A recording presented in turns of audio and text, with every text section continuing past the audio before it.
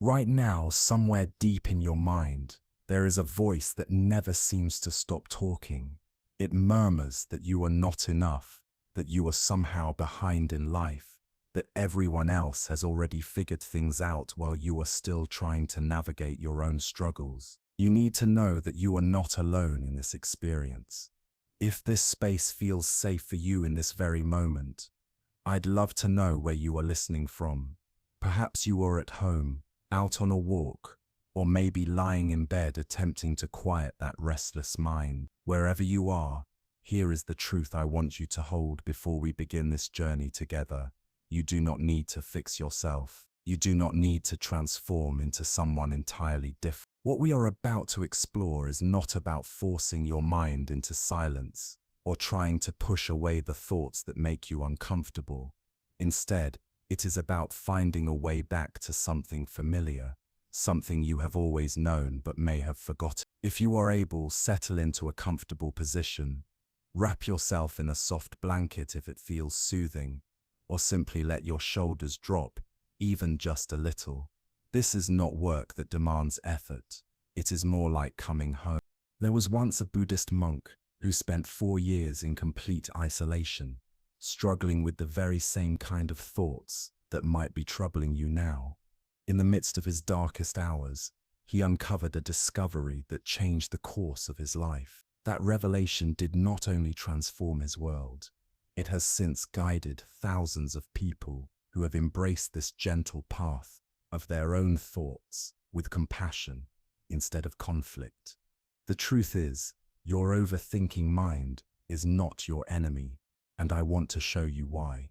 Think about the universal struggle we all share. You know that feeling when your phone buzzes in your pocket, and even before you check it, your heart beats just a little faster.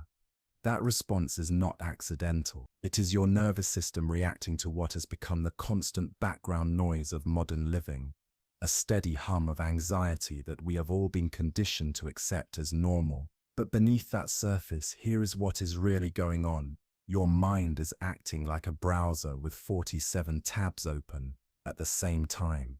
Each tab demands your attention. Each one insists it is the most important. And amid all that mental noise, there is a single voice that has learned to shout louder than the rest. It is the voice that greets you the moment you open your eyes in the morning, already listing everything you should feel anxious about today. Did you remember to send that email? Why did you say that thing yesterday? Look at how well everyone else seems to be doing. You are falling behind. You are not good enough. You are not smart enough. You are not successful enough. And here is the strange part. Most of us believe that this inner voice is actually trying to help us. We convince ourselves that if we criticize harder, push further, and worry about every possible outcome, we will finally reach the point where that voice relaxes and says, okay, now you can rest. Now you've done enough. Now you are enough. But that day never arrives, does it? Instead, we find ourselves living in what feels like a constant state of emergency. Our bodies hold on to tension we hardly notice anymore. Our thoughts ricochet from one worry to the next, like a pinball bouncing endlessly between bumpers. We scroll through our phones, not even sure what we are searching for, only knowing we want something, anything, that might silence the unease. What makes all of this even more baffling is the paradox we live in today. We exist in the most materially comfortable period in all of human history, and yet we feel more restless, more anxious, and more pressured than ever before. We now live in a time where we have access to more information, more entertainment, and more convenience than any generation before us. With just a few taps on a screen, we can order food, connect instantly with people across the globe, or open entire libraries of knowledge from the comfort of our couches. Yet despite all this unprecedented access, rates of anxiety and depression continue to rise. Suicide rates have climbed to levels not seen in decades. Young people, in particular, report feeling more lonely and more purposeless than ever before. In just over a decade, the United States has fallen from 11th place to 24th in global happiness rankings. The United Kingdom has dropped to 23rd place, its lowest in years. Somehow, in the midst of all this external comfort we have built, internal peace seems to be slipping further out of reach. Something about this picture doesn't quite add up. What I want to share with you may sound counterintuitive at first. The very things we have been told will make us happy, the achievements, the possessions, the carefully constructed, perfect life, might actually be the very things that keep us stuck in this cycle of never feeling quite enough. Think about the last time you got something you really wanted. Maybe it was a promotion, a new relationship, or a purchase you had been saving up for. For a brief moment, there was relief, wasn't there? A pause in that constant background hum of wanting, a temporary silence in the endless need for something to be different. But how long did that feel really last? If you're honest, and this is not a criticism, but simply the way the human mind works, it probably wasn't long before another desire took its place. A new goal emerged, a new thing you told yourself would finally make you feel complete. And soon enough, that old familiar sense of not being enough returned, sometimes even stronger than before. This is what happens when we place our happiness on the other side of getting something. We unknowingly turn ourselves into prisoners of our own desires. We begin to live at the mercy of circumstances, always waiting to see what life is going to hand us next, and fearing it may not be enough. Here's the cruel irony. We have built an entire culture around feeding this insatiable hunger. Every advertisement whisper that something is missing. Every social media post parades someone who seems to have exactly what we lack. Every headline warns us of new dangers, new inadequacies, new reasons to be afraid or dissatisfied. The message is consistent and relentless. Something is always missing, and you are never good enough as you are. It promises that if you just get this, then you'll finally be okay. If this happens for you, then and only then will you have permission to feel happy. But here's the truth. This endless search has become the real problem. The chase itself, this constant reaching, is what keeps us trapped. And here's exactly what I mean by that. When we are constantly searching for the next thing that might make us feel better, we are unknowingly strengthening the belief that in this present moment, we are lacking something. We send ourselves the message, I'll be happy when I land that job, when I find that relationship, when I solve this problem, when I fix that part of myself. But the truth is, searching is a habit that only creates more search. A mind that is always looking ahead for the next source of happiness gradually loses its ability to recognize satisfaction in what is already here. We become like someone standing in a room overflowing with food, yet convinced they are starving because their eyes can't stop scanning for the next meal. The more we want, the more we feel we don't have, and so we may end up with a great deal in the material sense, yet still feel profoundly empty inside. Inevitably, we circle back to the question that haunts so many of us. What is it all for? What is my purpose? I have reached the goals I once longed for, but why does it still feel as if something is missing? And then there is the phone, that small device that promised to connect us to everything we ever wanted. Somehow, it has become the most persistent reminder of everything we don't have. We reach for it dozens of times each day, often without even realizing what we are doing. Our nervous systems have been trained to expect constant stimulation, constant input, and constant distraction from whatever we might be feeling right now. We are buried in these devices, pulled into an endless stream of information with persuasive currents beneath the surface. And this is not neutral.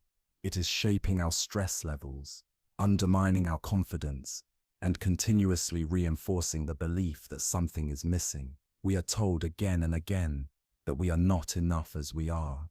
We are encouraged to consume more, achieve more, and endlessly prove ourselves. But what happens when the battery dies? What happens in those moments when we are left with no distraction, forced to sit quietly with ourselves, with our thoughts, with the silence? For many of us, that silence feels unbearable. We have lost the ability to be comfortable in our own company. In a very real sense, we have become strangers to our own minds. So, I want you to try something with me right now. Do not worry, this is not meditation, at least not yet. Simply pause and notice what it feels like to be in your body in this exact moment. Are your shoulders tense? Is your jaw clenched? Are your breaths short and shallow, rising quickly in your chest? Most of us carry layers of unconscious tension without even realizing it, and this tension keeps us locked in a low-level state of fight or flight. Our bodies act as though emergencies are either about to happen or never stop happening. We feel tired all the time, yet we cannot seem to pinpoint why. And beneath all of this, the constant stimulation, the restless searching, the physical tension, there is something deeper still, a sense that we have somehow lost touch with something essential, something that once felt steady and dependable. Some may call it peace, or contentment, or simply the quiet ability to be okay with things just as they are. Many describe it as the experience of living only on the surface of their own lives, moving through the motions, checking the boxes, staying busy enough to keep that uneasy feeling at bay, but never addressing it. And what's missing isn't another achievement, another possession, or another shiny new experience. What is missing is not another possession, achievement, or experience. It is the simple ability to come home to ourselves. And here is something that may feel like a tremendous relief. You are not broke. What you are experiencing is not proof that you are living life the wrong way or that you are somehow defective. It is simply what happens when we attempt to find inner peace through outer circumstances. It is like trying to quench your thirst by staring at pictures of water. The truth is, you are not broken, you are human. And being human in this particular time, within this particular culture, comes with challenges that no previous generation ever had to face. The constant connectivity, the endless flood of information, the 24/7 news cycle designed to keep us perpetually on edge. These conditions create the very sense of unease you may feel right now, that ongoing whisper that you are never quite enough, that relentless mental commentary, that feeling of being trapped by your own thoughts. Millions of people are facing this exact same struggle. You are not alone. You are not uniquely broken or fundamentally flawed. You are simply attempting to solve an inner problem without a solution. As one Buddhist teacher who spent more than 30 years helping others find freedom from this very suffering, put it, we have all become prisoners of our own minds, but we have forgotten that we hold the keys. Think about that for a moment. We are not imprisoned by external circumstances, but by the way we have learned to relate to our thoughts and emotions. We are not truly controlled by the world outside us, but by the constant commentary that never seems to stop running inside our heads. We find ourselves controlled by distractions, trapped by negative thinking, always bracing for what life might throw at us next, and wondering how we will cope. And there is little strength in living from that place. But here is the empowering truth. If you built the prison, then you also hold the power to discover the way out. At the heart of all our searching, striving, and scrolling lies the same fundamental desire, freedom. We are longing for freedom from the persistent sense of inadequacy. We are longing for freedom from the relentless worry about what could go wrong. We are longing for freedom from the exhausting burden of trying to control everything and everyone around us, just so that we can feel safe.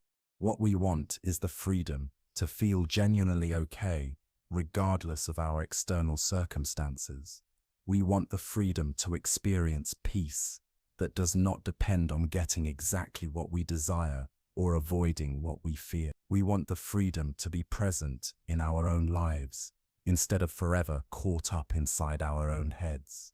And when you reflect on what it feels like to finally get something you have wanted, there is always a sense of relief, isn't there?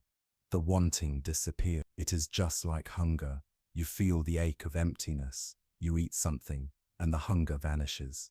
For a brief moment, there is freedom, freedom from the needy feeling, freedom from the anxious "when will I get it" sensation. So, what we are truly seeking is not the next object, achievement, or solution.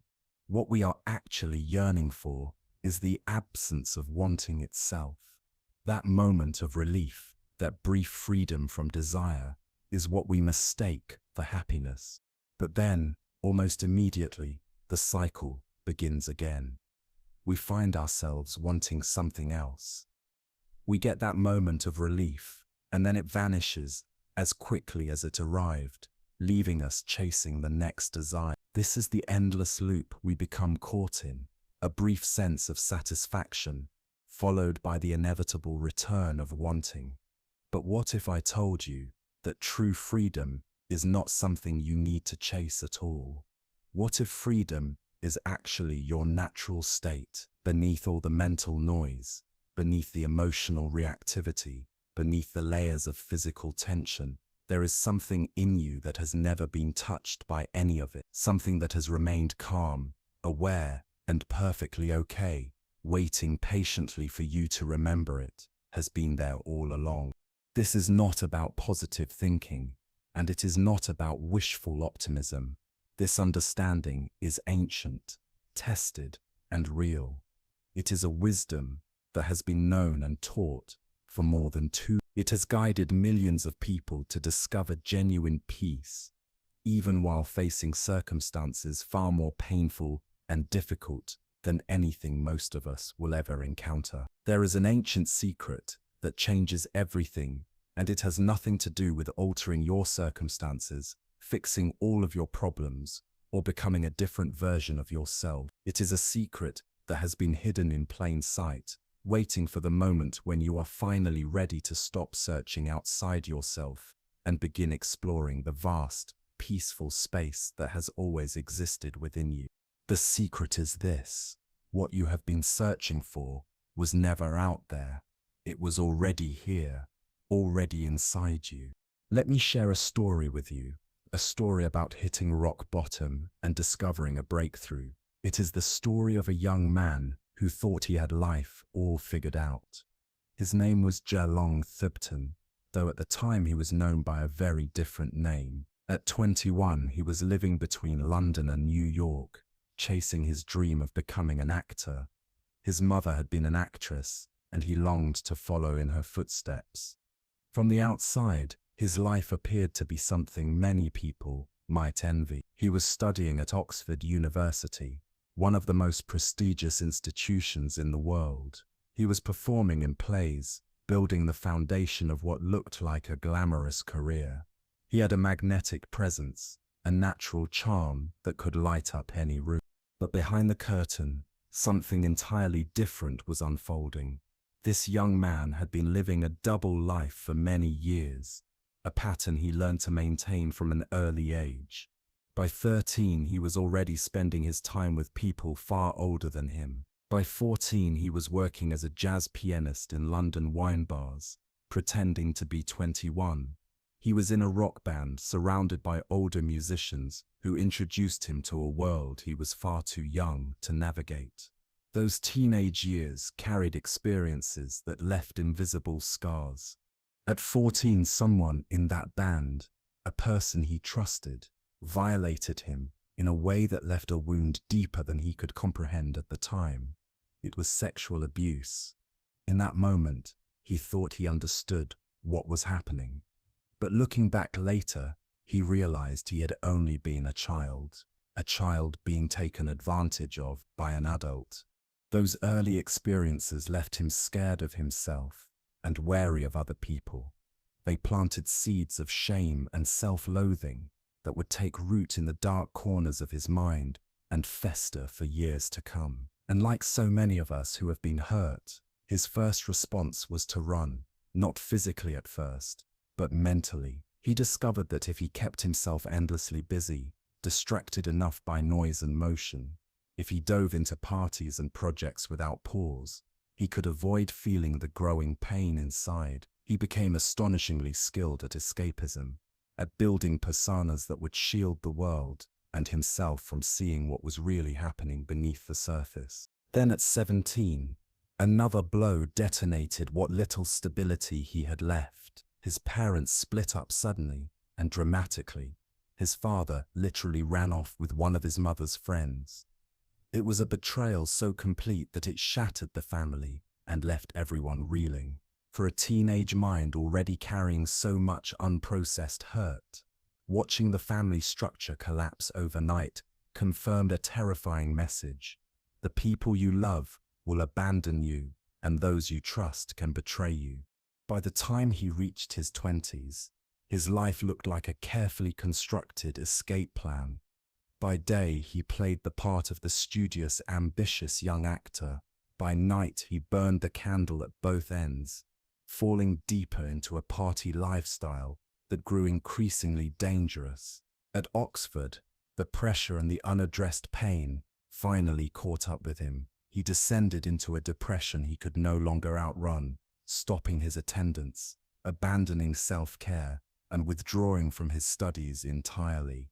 In time, the university expelled him. As his mother later joked, "It's apparently quite difficult to get thrown out of Oxford. You have to do something rather spectacular." But in his case, they were confronted with someone who was utterly non-functional, and they had no choice.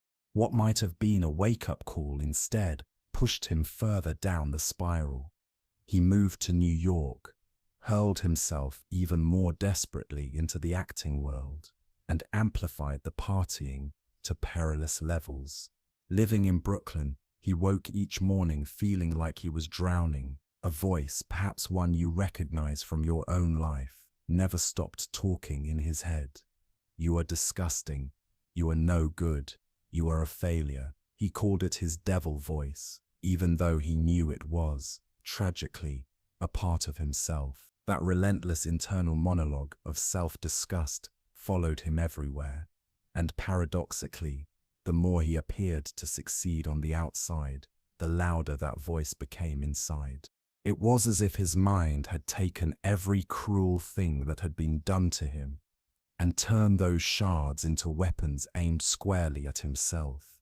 He had become his own worst enemy, carrying the echoes of his abusers long after they were gone. So he ran faster, more parties, more distractions, more elaborate ways to avoid being alone with his own thoughts. He stopped looking after himself entirely, treating his body and mind like obstacles to be pushed past, instead of parts of himself that deserved attention and care. Then, one morning came that changed everything.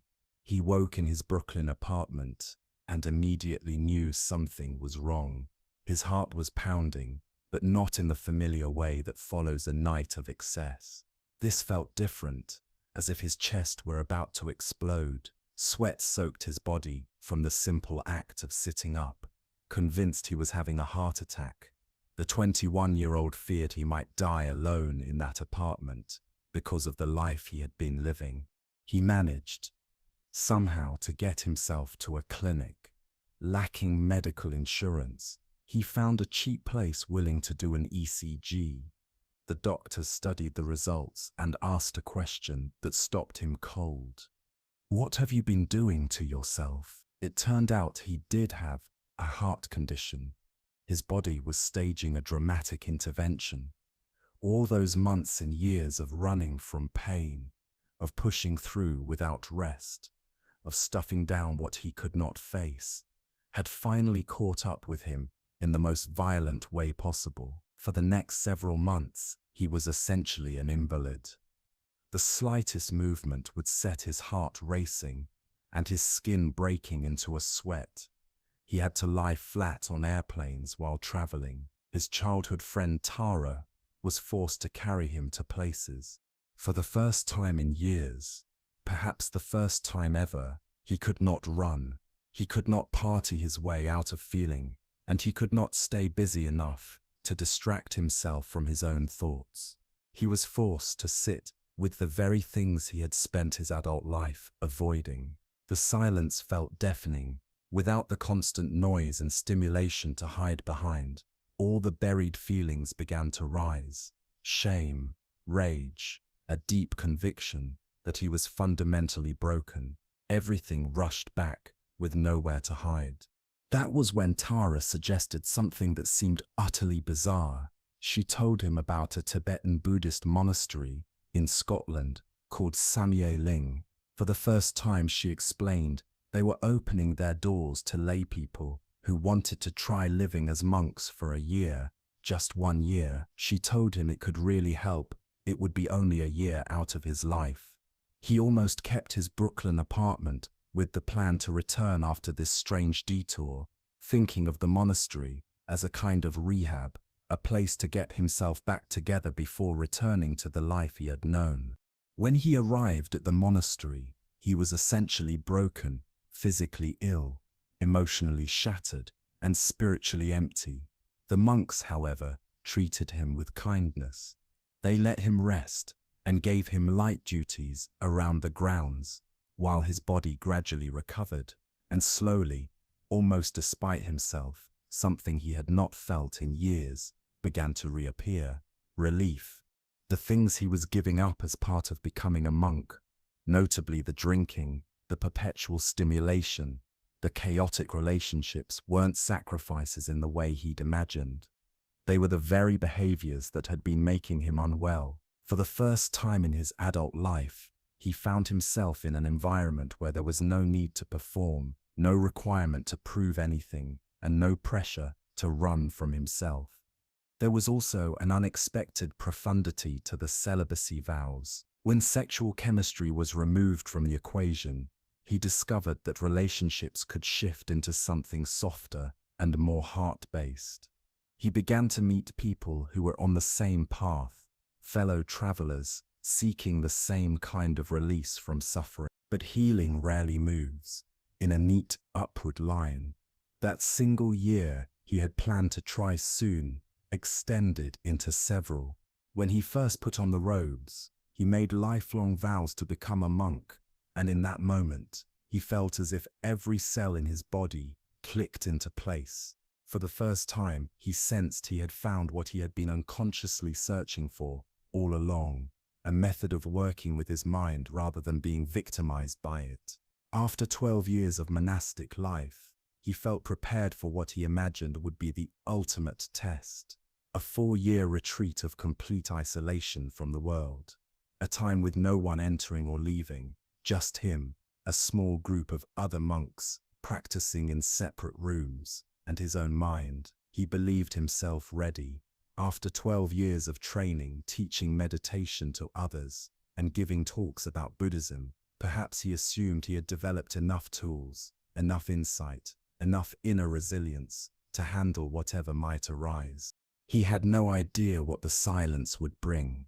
The first few weeks were hard, but manageable, and the first few months produced the kinds of challenges he had anticipated. Yet, as the months stretched into the first year, and then the second, something unexpected began to unfold. Memories started surfacing, along with the emotions that belonged to them. All the pain he had believed he'd resolved, all the trauma he thought he'd processed, all the hurts he assumed were behind him came rushing back with extraordinary force. The depression that followed was unlike anything he had ever known. Turbulent waves of anxiety would swell and then transform into full-blown panic attacks. His devil voice, persistent and corrosive, grew so loud it felt like someone screaming directly into his ear, around the clock. "You are disgusting. You will never be good enough. You are failing at this thing. You can't even be a proper monk." For 2 years he tormented himself, trying to understand why his suffering had intensified. He lay awake nights with his mind racing through endless theories. Was it what happened when he was 14? Was it the divorce of his parents when he was 17? Was it the abuse, the trauma, the years of self-destructive living? He became obsessed with the narrative of his pain and attempted to do therapy on himself, convinced that if he could just get to the why, he could fix the what. But the more he dove into analysis, trying to intellectualize, solve, and push the suffering away, the worse everything became. Each attempt to control or outthink the pain only reinforced the prison he was trying to escape. He felt utterly alienated from Buddhism, from the monastery, from every belief he thought had anchored him. Here he was, supposedly a dedicated practitioner, yet he was unraveling more completely than ever before. Doubt began to seep into everything. He questioned not only his ability to practice, but also the very path he had given his life to. The suffering grew heavier each day, until one morning he woke to a breaking point. The panic attack that seized him was the most violent of his life. His vision burned red, his body convulsed uncontrollably, and every fiber of his being screamed at him to escape. It was as if a knife twisted endlessly in his chest, cutting deeper with every breath. In desperation, he did the unthinkable for someone in a 4-year retreat. He fled. He bolted to the boundary wall of the retreat center, climbed over it, and ran.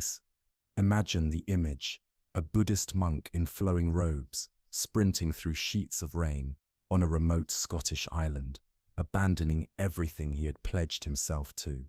He ran until his body gave out, collapsing in exhaustion, drenched and trembling in the wilderness. And there, standing alone in the storm, he asked himself a question that pierced straight through his turmoil.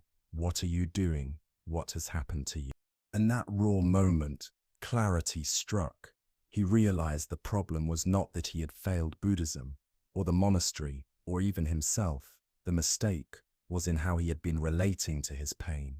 He had treated suffering as an enemy, something to analyze, fix, suppress, or run away from. But what if his pain was not an adversary? What if it was a wounded part of himself, asking not for punishment, but for compassion? With that understanding, something shifted. He turned back and walked to the retreat center, knocking on the door. He pleaded to be allowed in again. The leaders hesitated. No one simply abandoned a 4-year retreat and then returned. But something in his voice, a mixture of desperation and sincerity, convinced them to relent. They agreed to give him another chance, though under strict conditions. For 7 days he would live in a small caravan on the retreat's edge, given time to reflect and decide if he truly wished to continue. During that solitary week, he made a choice that would alter the course of his life and the lives of thousands who would later learn from him. He would return, but this time with a different approach. Instead of fleeing from his suffering, he would turn toward it. Instead of trying to repair himself like a broken object, he would learn to sit with himself exactly as he was. The realization dawned on him that rock bottom was not a mark of failure. It was a foundation. His collapse was not proof that he had done everything wrong. It was his mind finally feeling safe enough to reveal the weight it had carried for so long. He saw clearly now. It had never been the monastery walls keeping him imprisoned. The prison was, and had always been, within his own mind. Running away from the retreat had only been another form of running away from himself.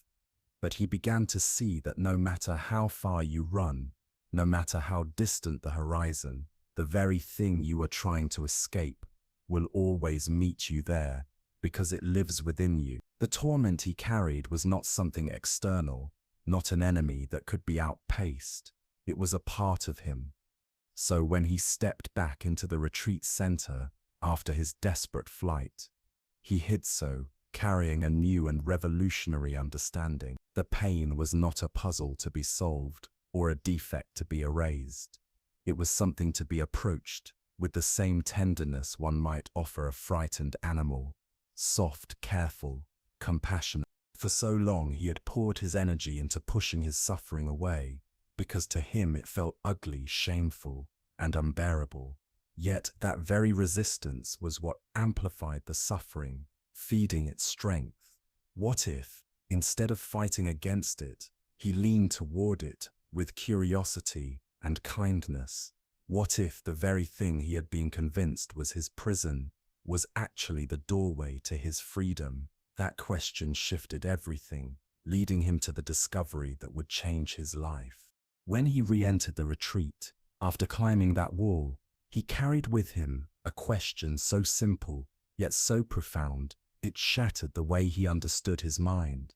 If I can observe my suffering, who is doing the observing? At first glance, it might sound like nothing more than philosophical wordplay. But for someone who had been trapped in relentless war with his own thoughts for decades, this question cracked open a door he had never known was there. It revealed the first glimmer of freedom, the first hint that his suffering might not define him after all. Back in his retreat cell, still racked by that familiar knife-like pain twisting in his chest, he began to notice something subtle yet extraordinary. There was the pain itself, sharp, consuming, demanding all his attention. But there was also something else, a quiet awareness of the pain. He realized that when he experienced anger, for example, there was the anger itself, the heat in the body, the racing thoughts, the surge of tension, and yet there was also the awareness that said, "I am angry." That awareness was distinct, separate, untouched by the anger itself. Could that observing awareness ever truly be angry? He realized it could not, because it came from a completely different place. It was not caught in the storm, but standing apart from it, watched. It was as if he had lived his whole life in a house, believing he knew every corner of it, and suddenly stumbled upon a staircase leading to a second floor he had never known existed. The discovery upended his entire sense of self. For years, he had believed he was his thoughts. When the inner voice spat, "You're disgusting," he assumed it was his own voice speaking truth. When his chest flooded with anxiety, he identified completely with that anxious state, convinced that was who he was. But now he was beginning to see that there was something far larger and more spacious than those temporary mental storms, something that could hold them, observe them, and remain unshaken. One of his teachers had once shared a metaphor that now rang in him like a bell. The mind, the teacher had said, is like the sky, and thoughts and emotions are like clouds. At last, this image made sense. Picture it, a vast blue sky stretching endlessly on a perfect day. Now imagine clouds beginning to gather across that wide open sky. Some of them are light and wispy, floating by without much notice, soft and harmless. Others are thick and heavy, looming with the weight of storms. Some are angry clouds, bursting with thunder and lightning. Others are sorrowful clouds, spilling their grief as rain. Still others are restless, anxious clouds, racing frantically across the horizon as if chased by invisible winds. Yet no matter how fierce or dramatic the weather becomes, what happens to the sky itself? The sky remains unchanged. It is not burned by the lightning. It is not soaked by the rain. It is not bent or pushed aside by the howling wind. The sky is vast enough to contain all weather patterns without ever being damaged or diminished by them. This is what the monk began to realize about his own awareness. His consciousness was like that sky, spacious and untouched, while the depression, the anxiety, the self-hatred, and the panic attacks were nothing more than passing weather patterns. They were real, yes, and sometimes incredibly intense. But they were not the totality of who he was. They were simply movements passing through the larger space of his mind. This wasn't just a comforting metaphor or a nice philosophical concept. It became a lived experience that fundamentally changed the way he related to his inner storms. Instead of being tossed around like a small boat in violent seas, he could learn to rest in the still, boundless space that contained all storms without being consumed by them. But here is where things became even more interesting. For most of his adult life, the monk realized he had been practicing meditation completely wrong, and the mistake he had been making was one that countless others make when they first sit down to meditate. He had heard the phrase, "clear your mind," and believed that was the very essence of meditation. To push away all thoughts, to silence the mental noise, to force himself into a blank, peaceful void, as if someone had finally turned off the blaring television of his mind. So he would sit down with grim determination, trying with every ounce of effort to push away every single thought. His jaw would tighten, his brow would furrow, his whole body would clench with the strain of willing his mind into silence. And of course, the harder he tried, the louder the thoughts became. It was like trying to get a restless child to sit still in a high chair. The more you demand stillness, the more they squirm, fuss, and eventually break into a full meltdown. His negative voice, the devil voice that had tormented him for years, grew absolutely deafening in these moments of forced silence. "You can't even meditate properly," it sneered. "You're failing at this too. Everyone else can clear their mind except you. You're hopeless." Meditation, which was supposed to be a source of peace, became for him a source of torment. Instead of leaving him calm, it left him agitated, frustrated, and angry at himself. What was meant to soothe his mind only amplified his suffering. He began to dread the practice that he thought was his only path to peace. Yet it wasn't until much later that he uncovered the truth that shifted everything. Meditation, he discovered, has nothing at all to do with clearing your mind. This realization is often a tremendous relief to anyone who has ever sat down to meditate and felt like a failure because their thoughts would not stop. The endless stream of thinking is not a problem to be eliminated. It is not evidence that you are doing something wrong. It is simply the natural activity of the mind. Minds think. That is their nature, their job. To try to stop the mind from thinking is as futile as trying to stop the heart from beating. Not only is it impossible, but it also entirely misses the point of meditation. So then, what is meditation really about? It isn't about silencing the mind or forcing yourself into a blank state of thoughtlessness. Instead, it is about transforming your relationship with your thoughts. It is about learning to rest in the sky-like awareness of your mind, rather than identifying with every cloud that drifts across it. In practice, this begins very simply. You sit down and choose something to focus on. Most often, the breath. The breath itself is not magical, but it provides a steady, neutral anchor, a place where your attention can gently rest. Almost immediately, however, the mind begins to wander. Thoughts arrive uninvited, reminders about your grocery list, the replay of a conversation from yesterday, plans and anxieties about tomorrow. And this is the moment where most people assume they've failed. They notice their mind has drifted away, and they scold themselves. "I'm terrible at this. I can't even stay focused for 10 seconds. I might as well give up." But here lies the revolutionary insight. The moment you notice your mind has wandered is not the moment you failed. It is the very moment you succeeded.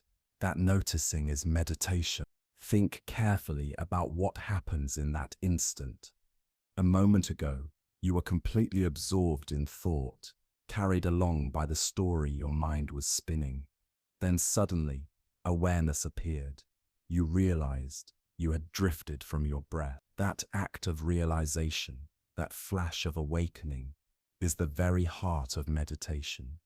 It is the strengthening of your ability to wake up inside your own mind, again and again. The more you practice, the more familiar you become with this shift, being lost, and then waking up into presence. This was how the monk began to transform his own practice. He would sip with his breath, only to find himself pulled into memories of past trauma. Then, at some point, awareness would return, and he would remember that he was meditating. Instead of berating himself for being distracted, he began to turn with curiosity toward that moment of awakening. He asked himself, who or what is it that notices when I am lost in thought? What is the quality of this awareness that can observe my mental activity from a place beyond it? He discovered that this awareness felt entirely different from the thoughts themselves. It was more spacious, more stable, more peaceful. Over time, he came to recognize this quiet, observing presence as his true nature. It was not the restless chatter of his mind with all its stories, complaints and worries. It was not the turbulent emotions that rose and fell like storms in the atmosphere. It was the clear, steady consciousness that remained unchanged, no matter what passed through it. This may sound abstract at first, but it is something you can experience directly, right now. As you read these words, take a moment to notice that you are aware of reading them. There is the text itself, and then there is the awareness of the text. There is the sound of the voice in your mind as you read, and there is the knowing that hears it. That simple shift, recognizing not just the object of experience, but the awareness behind it, is the essence of meditation. Now, take a moment to notice something subtle yet profound. You are not only aware of these words, you are also aware of other things at the same time. Perhaps you can feel the weight of your body against the chair or bed where you sit. Perhaps you hear sounds in your environment, a distant hum, a passing car, the rhythm of your own breathing. You might even notice the temperature of the air on your skin. All of these experiences arise together within a single field of awareness. That capacity to hold everything at once, that is what we are pointing to. It is not another thought. It is the vast, quiet space in which all thoughts and sensations come and go. The monk began experimenting with resting his attention in this spacious awareness, rather than trying to control or silence his mind. When painful memories surfaced, instead of pushing them away, he would gently step back into the role of observer. He would notice, here is a memory, arise, here is sadness, here is that familiar voice, speaking harshly. But alongside all of this, there was also the recognition, and here I am, aware of it. That awareness was not sad. It was not broken or tainted by the memory. It remained untouched. This shift created a new sense of space around even his most difficult experiences. The pain didn't vanish, but it no longer swallowed him whole. It was held within something larger, steadier, more compassionate. It was like the difference between being dragged under by a riptide and standing safely in a lighthouse, watching the waves crash below. He discovered that he could be fully present with his suffering without being consumed by it. He could acknowledge his thoughts without believing them, feel his emotions without being lost in them. But perhaps the most profound transformation came in how he related to his inner critic, that relentless devil voice. For years, whenever it spat out its familiar litany, "You're disgusting, you're worthless, you're a failure," he would either collapse under its weight or fight it with all his strength. Both approaches left him exhausted. Now he began to hear it differently. It was just another cloud drifting across the sky of awareness, a loud, insistent, and often recurring cloud. Yes, but still only a cloud, not the sky itself. He stopped treating that voice as the truth and started treating it like background noise. It was as if a car alarm were blaring outside his window. Annoying? Absolutely. Loud? Definitely. But was it him? No. Was it personal? Not at all. He no longer had to fuse with it, battle it, or take its words as gospel. It could shout all it wanted, but he could remain rooted in the quiet spaciousness that observed it. This wasn't about plastering positive thoughts over negative ones. It wasn't about trying to argue with the mind or replace its messages with sunnier affirmations. Instead, it was about discovering an entirely new relationship with thought itself. Instead of being at the mercy of whatever the mind produced, he was learning to be the space in which all thoughts could arise and dissolve, harmlessly, like weather passing through the sky. As the retreat years went on, this realization deepened and stabilized. What once felt fleeting and fragile began to reveal itself as something unshakable. Buddhist teachings call it just that, the unshakable, a quality of awareness that remains calm, clear, and undisturbed, no matter what storms rage in the mind or the body. The depression didn't suddenly vanish. The anxiety didn't magically dissolve. The traumatic memories weren't erased as though they had never happened. But what did change, and change profoundly, was his relationship to all of these experiences. He was no longer locked in a constant battle with his own mind. Instead, he had discovered the calm eye of the hurricane, that place of deep stillness and peace that exists even in the middle of the most chaotic storm. From this center, the turbulence could rage on, but he no longer felt shattered by it. And here's where you can begin exploring this for yourself in a very practical way. The next time you notice that you're caught in a difficult emotion or swept away by a stream of negative thoughts, try this gentle experiment. Instead of straining to stop the thoughts or forcing yourself to change the emotion, simply pause and ask yourself, who is aware of this thinking? Who is noticing this emotion? Do not approach this as a puzzle to solve or a question to answer intellectually. Instead, allow your attention to rest in the awareness that is already here, the same consciousness that is reading these words right now, the same presence that has been with you in every moment of your life. You may find to your surprise that this awareness feels very different from the thoughts and emotions that come and go within it. Where the mind might be busy, scattered, or harsh, this awareness feels spacious.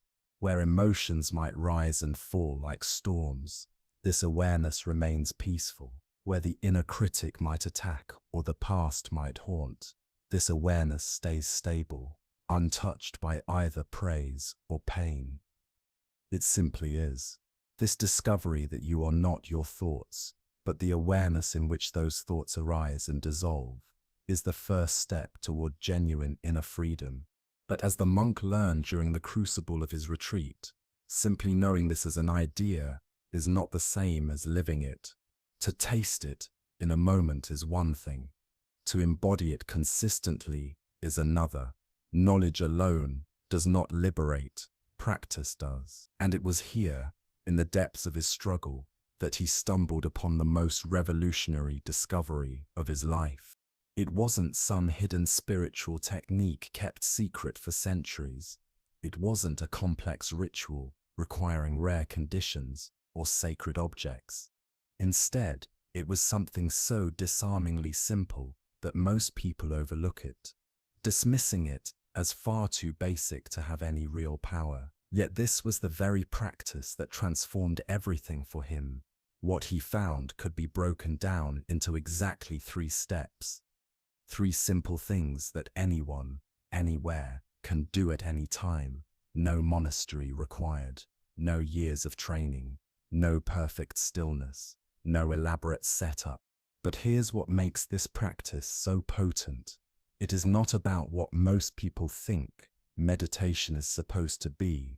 Many approaches meditation as though it were about reaching some flawless inner state. They sit down with the expectation of bliss, serenity, or transcendence. They assume that successful meditation means an empty mind, absolute calm, or a euphoric spiritual high. But this misunderstanding is why so many give up, feeling as though they've failed before they've even begun.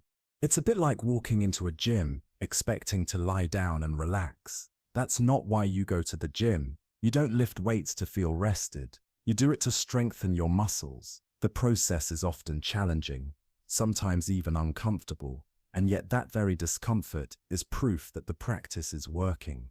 In the same way, meditation is not about escaping challenge or producing bliss. It's about exercising a deeper capacity of the mind, building strength in awareness, and discovering the stability that exists beneath every storm. Meditation is the same as exercising a muscle. You are not trying to achieve some perfect or permanent state of mind. What you are doing is practicing a particular capacity, the ability to choose where you place your attention. This is the heart of meditation, and it is what gives you freedom no matter what thoughts or emotions may arise. So let's walk through the 3 sacred steps of this practice, steps that can completely transform your relationship with your own mind, not because they will make your thoughts disappear, but because they will show you how to remain free, even in the midst of whatever thoughts and feelings come and go. Step 1 is to focus on your breathing. This is not breath work, where you try to manipulate your breathing into a specific pattern. You are not attempting to breathe deeply, slowly, or in any special rhythm. Instead, you allow your breath to remain completely natural, using it as a simple anchor for your attention. Begin by finding a comfortable position. You don't need to twist yourself into a cross-legged kojji on the floor unless that feels right for you. Sitting upright in a chair works just as well. Once you are settled, gently close your eyes or lower your gaze. Bring awareness to your body, noticing your hands resting wherever they are, feeling the weight of your shoulders, and letting any tension fall away naturally, without forcing it. From here, direct your awareness to the front of your body and begin noticing the natural rhythm of your breath. You might choose to focus on the rise and fall of your chest or belly, or you may prefer to feel the sensation of air moving in and out of your nostrils. There is no single correct way. Choose what feels most natural and accessible for you. And here is what will happen almost immediately, often within just a few seconds. Your mind will wander. That brings us to step 2. Notice when your mind has wandered. This is where most people think they have failed, but in truth, this is where the practice really begins. Inevitably, your attention will drift. Your mind might wander to your to-do list, to a conversation you had yesterday, or to something you need to do tomorrow. You may find yourself replaying an argument from last week, worrying about an event next month, or questioning whether you are meditating correctly. Sometimes you might even become so completely absorbed in a fantasy or memory that you forget entirely that you were trying to focus on your breath in the first place. All of this is not only normal, it is essential. Here is why. The very moment you realize your mind has wandered is the moment you have woken up inside your own consciousness. Think carefully about what just happened in that instant. You were completely caught up in thought, fully identified with whatever story your mind was telling, and then awareness suddenly returned. You recognized that you had drifted from your breath. That moment of noticing, that instant of awareness, that is meditation. That is the very capacity you are strengthening each time you practice. Meditation is not about preventing your mind from wandering. It is about cultivating the ability to notice when it has wandered and then choosing to redirect it consciously. And that brings us to step 3. Gently return your attention to your breath. This is perhaps the most important part of the entire practice. How you return matters even more than the simple fact that you return. Do not drag your attention back to your breath, as though you were yanking a misbehaving dog on a leash. Do not scold yourself for getting distracted, and do not try to force your attention to remain fixed in place this time. Instead, return to your breath the way you might gently guide a friend who has drifted off in thought back into a conversation, with kindness, with patience, and with the natural understanding that minds wander. That is simply what they do, and there is nothing wrong with that. And really, that is the whole practice in its essence. Focus, notice, return. Again and again. Focus, notice, return. Throughout the course of your meditation. But let me show you what you are actually doing when you engage in these 3 seemingly simple steps. You are going to the gym for your attention. Every time you notice that your mind has wandered and you gently bring it back, you are doing a mental repetition. You are strengthening your capacity to consciously choose where you place your awareness, instead of living at the mercy of whatever thought happens to arise in your mind. Think about it like this. If you went to a physical gym and lifted weights for half an hour, you would not expect your muscles to be stronger immediately afterward. In fact, you might leave feeling tired or even sore, but you would know the workout had done its job. You would trust that with consistent practice, your muscles would grow stronger over time. Mental training works the very same way. Each time you notice you have been swept away in thought and then return to your breath, you are building what might be called your attention muscle. You are developing the ability to step out of autopilot and to make conscious choices about where your awareness goes. This is why the monk's teacher once told him something that completely shifted his perspective. The thoughts themselves actually help you meditate. At first, this seemed absurd. Surely, the thoughts were the enemy. Wasn't the whole point to get rid of them? But then the truth became clear. If the practice is about returning your attention to the breath, you need something to return from. The thoughts that distract you are not interruptions to the practice. They are the practice. They are the very opportunities that allow you to exercise your awareness. It is like learning to ride a bicycle. You do not learn balance by never wobbling. You learn by wobbling and correcting, wobbling and correcting, again and again, until eventually your body develops an intuitive sense of how to remain upright. The wobbling was never failure. The wobbling was the very process of learning. So here is a radical reframe that may completely transform how you approach meditation. Getting lost in thoughts and then returning to your breath is not a sign that you are bad at meditation.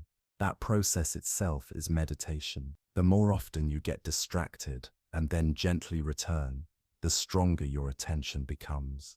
The monk discovered all of this through his own direct experience.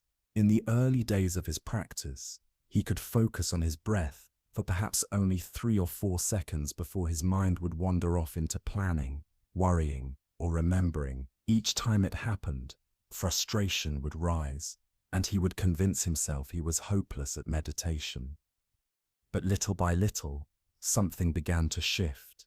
He started to see each return to the breath not as proof of failure, but as a small and meaningful victory. Those fleeting moments of awakening, when he suddenly realized he had been lost in thought, became occasions for gratitude rather than self-criticism. Ah, he would think, there I am again. How wonderful that awareness returned. This simple reframe transformed everything. Meditation was no longer a battle against his own mind. It became a gentle training in presence and a practice of self-compassion. And what he discovered for himself, you can begin to discover as well. Start small. Just 10 minutes a day is enough. Not because 10 minutes is special or magical, but because it is realistic and sustainable. Far better to meditate for 10 minutes each day than for an hour once a week. Consistency matters more than duration. If you can, choose the same time each day for your practice. Many people find that first thing in the morning works best, before the mind is caught up in the day's momentum. But the best time is simply the one that you can consistently honor. Before you begin, take a moment to set an intention. Not an intention about what you want to achieve or how you hope to feel, but an intention of kindness toward yourself. Remember, this practice is not only for your own well-being, it is also for the benefit of everyone you encounter, because as you become more present and compassionate with yourself, you naturally extend that presence and compassion to the world around you. When you sit, your mind will wander again and again. This is not a problem. When it happens, resist the urge to analyze where it went or why. Don't spin a story about what distracted you. Simply acknowledge that thinking was happening, and then, with the gentleness of a friend guiding you back, return your attention to your breath. Some days, the mind may feel relatively calm and easy to follow. Other days, it may feel like a tornado of thoughts and emotions. Both experiences are equally valid forms of meditation.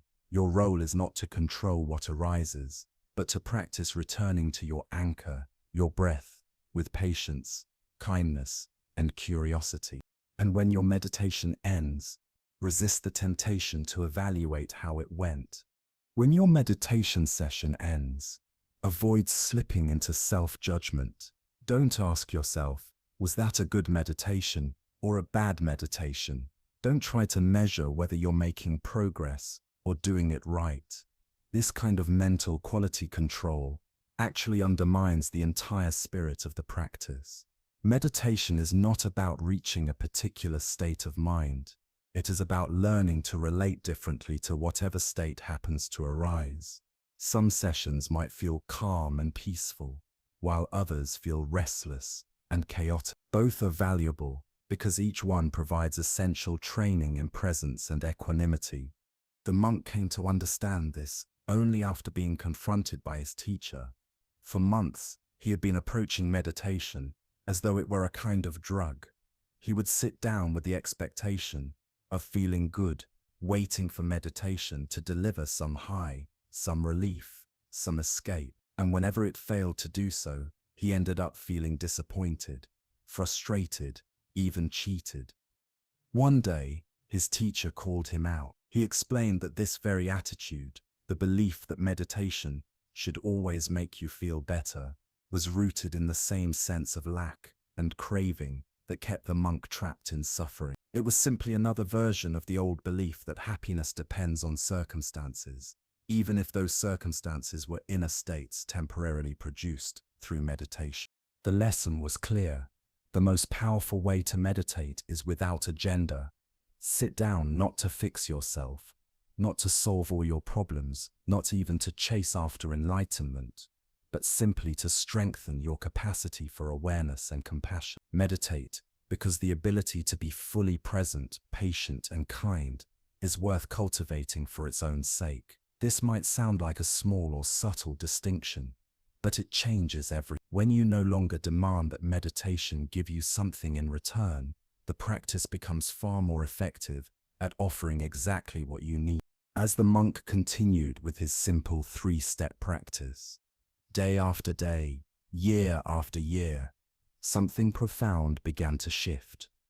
This transformation did not happen because his thoughts suddenly became pleasant or because his emotions settled into perfect calm. Rather, the entire way he related to his inner world was transformed. He was no longer at war with his own mind. He had discovered how to remain present with whatever arose, grief, fear, anger, or joy, without being consumed by it. The 3 steps had become second nature: focus, notice, return, not only during formal meditation sessions, but as a rhythm he carried with him into every moment of daily life. When that familiar voice of self-criticism began its relentless litany, the monk no longer collapsed beneath it. Instead, he would calmly observe, there's that voice again. When waves of anxiety surged through his system, he would note with quiet clarity, anxiety is present right now. And when old memories of past trauma returned, dragging with them the weight of grief and pain, he would acknowledge the past is visiting. In every case, rather than being swept away by the storm of experience, he discovered he could return to the present moment, to the rise and fall of his breath, to the steady rhythm of awareness, to the vast open sky of consciousness that could hold all weather without ever being damaged by it. This simple practice revealed something he had never truly known before: choice. The choice of where to place his attention, the choice of how to respond instead of reacting automatically, the choice of which thoughts deserved engagement and which could be allowed to drift by like passing clouds. This was a profound shift. Yet it was only the beginning. The 3 sacred steps had built the foundation of presence, giving him the ability to remain grounded in awareness. But they had not yet taught him how to transform his relationship with suffering itself. That deeper transformation was still waiting. The turning point came when he found himself back in his retreat room, having returned from that desperate attempt to escape over the monastery wall. Sitting alone, surrounded by silence, he realized he was facing a decision that would shape the rest of his life. He could continue as he had for 2 long years, analyzing his pain, trying endlessly to understand it, wrestling with it, running from it. Or he could try something radically different, something that felt almost absurd and completely counterintuitive. He could turn toward his suffering instead of away from it. What I'm about to describe is the most powerful psychological practice the monk discovered in those 4 years of solitude. It is also the most misunderstood. So it's important to listen carefully, because this single shift in perspective holds the potential to change the way you relate to every difficult emotion you will ever face. The monk came to see that his suffering wasn't just abstract sadness, anxiety, or depression. It wasn't merely a set of labels or clinical descriptions. His suffering lived in the body. It was specific, immediate, and physical. It felt like a knife constantly twisting in his heart, a sharp, piercing sensation lodged in the center of his chest that flared whenever memories surfaced or when that familiar critical voice began its assault. For 2 long years, his entire energy had been devoted to getting that knife out. He tried to understand why it was there. Was it because of the sexual abuse at 14, the family breakdown at 17, the years of self-destructive behavior that followed? He became obsessively attached to the story of his pain, convinced that if he could only discover the right explanation, the suffering would finally vanish. Then something revolutionary happened, when he stopped trying to remove the knife and instead made the knife itself the focus of his meditation. It may sound strange, even risky, but what he discovered was profound. When you move toward your pain instead of running away, everything changes. How can something continue to hurt you if you have willingly decided to move toward it? By choosing to engage, you stop being a passive victim of the sensation and become an active participant in its unfolding. That shift in stance is the key. Let me explain exactly how this works, because understanding this principle could save you years of unnecessary suffering. When we encounter emotional pain, we tend to do one of 2 instinctive things. We either escape it or we try to solve it. Escape looks like distraction, work, food, shopping, substances, relationships, or endless scrolling through our phones. Solving looks like analysis, asking, why do I feel this way? What caused it? How can I fix it? What's wrong with me? Both reactions, although entirely understandable, keep us trapped in the cycle of suffering. Here's why. If you are always trying to flee from a feeling, you reinforce the belief that the feeling is dangerous and intolerable. Your nervous system begins to treat ordinary human emotions as if they were life-threatening emergencies. On the other hand, if you are endlessly trying to solve a feeling through thought and narrative, you stay lodged in your head and never actually process the emotion through your body, and emotional healing occurs in the body, not in the intellect. The story you tell about the feeling becomes a trap, not because the narrative is untrue or unimportant, but because it keeps you thinking about the feeling rather than feeling it.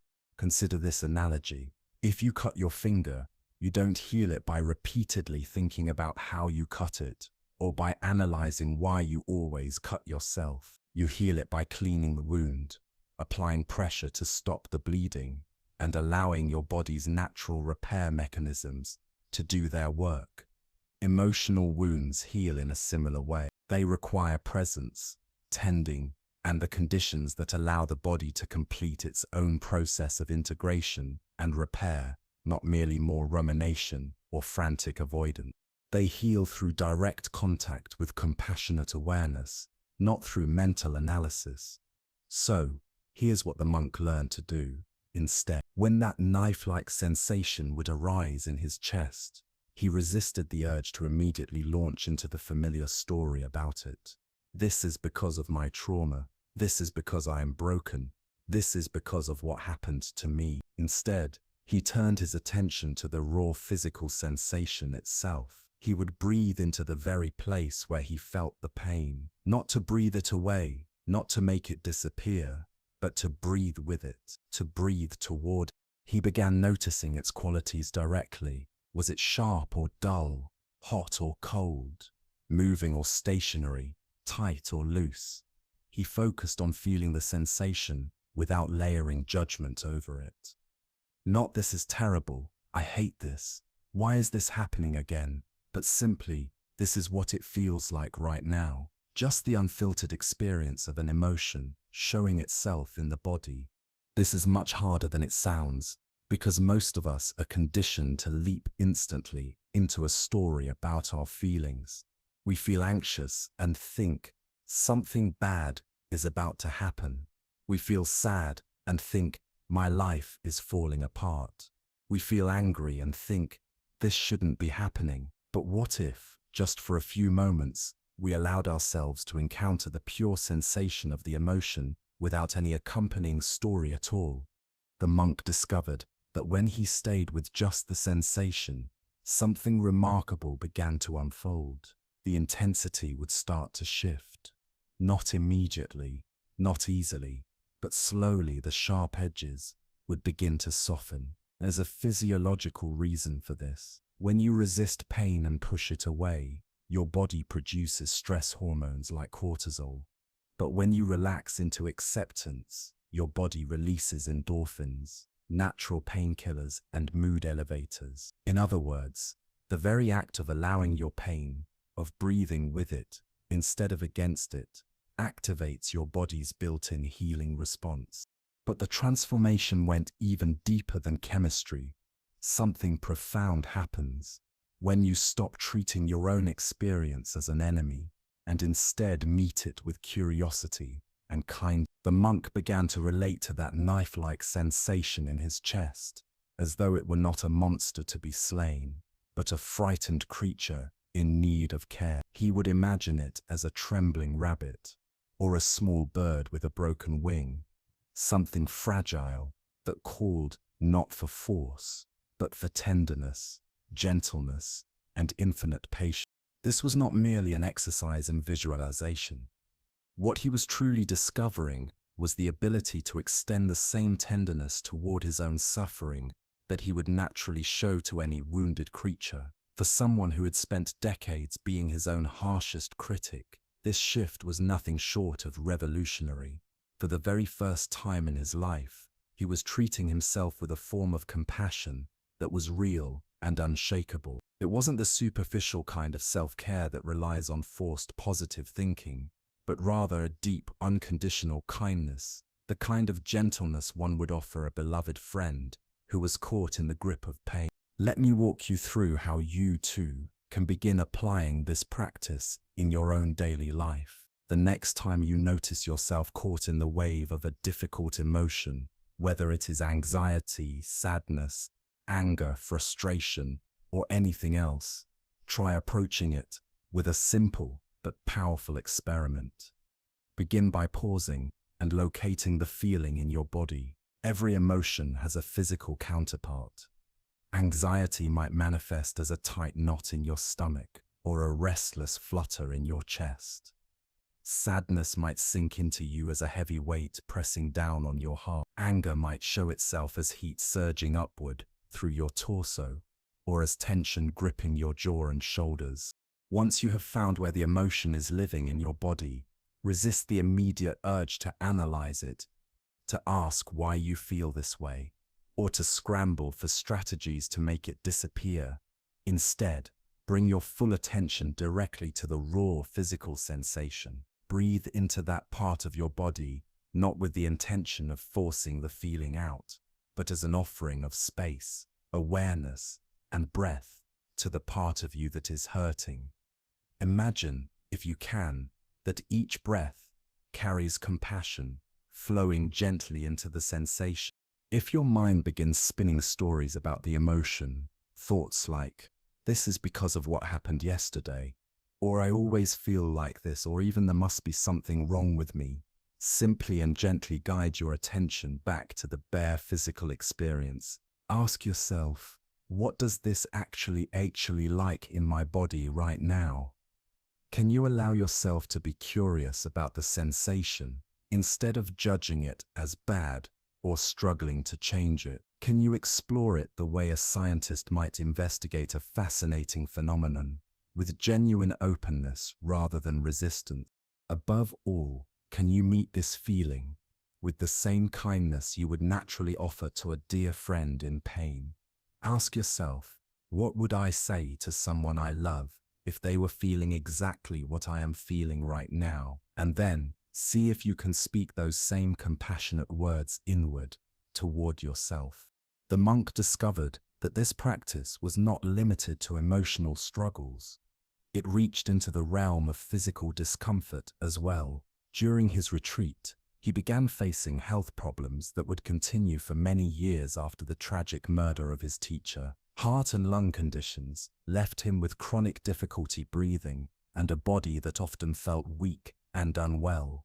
Instead of waging war against his own illness or allowing resentment to harden around his physical limitations, he brought the same principle to bear. He practiced breathing compassion into the very places where his body was hurting, treating even his pain as something deserving of tenderness rather than hostility.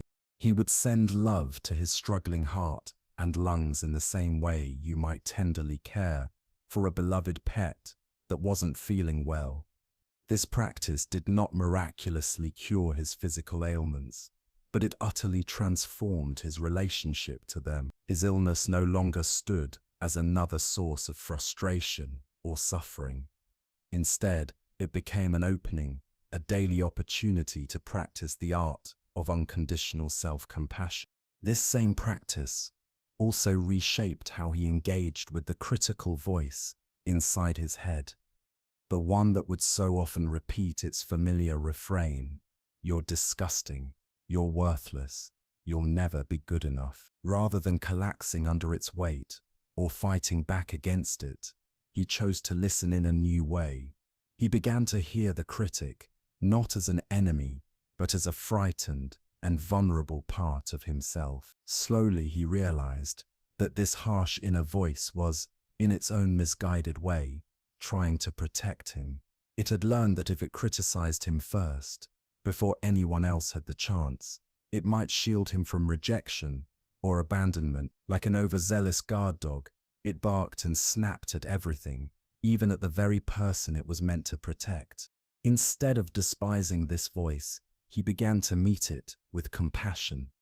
He would mentally thank it for its attempts to keep him safe, and then gently shift his attention back to the felt sense of being loved and accepted exactly as he was in that moment. What once felt like an adversary became another part of himself, to be cared for with kindness.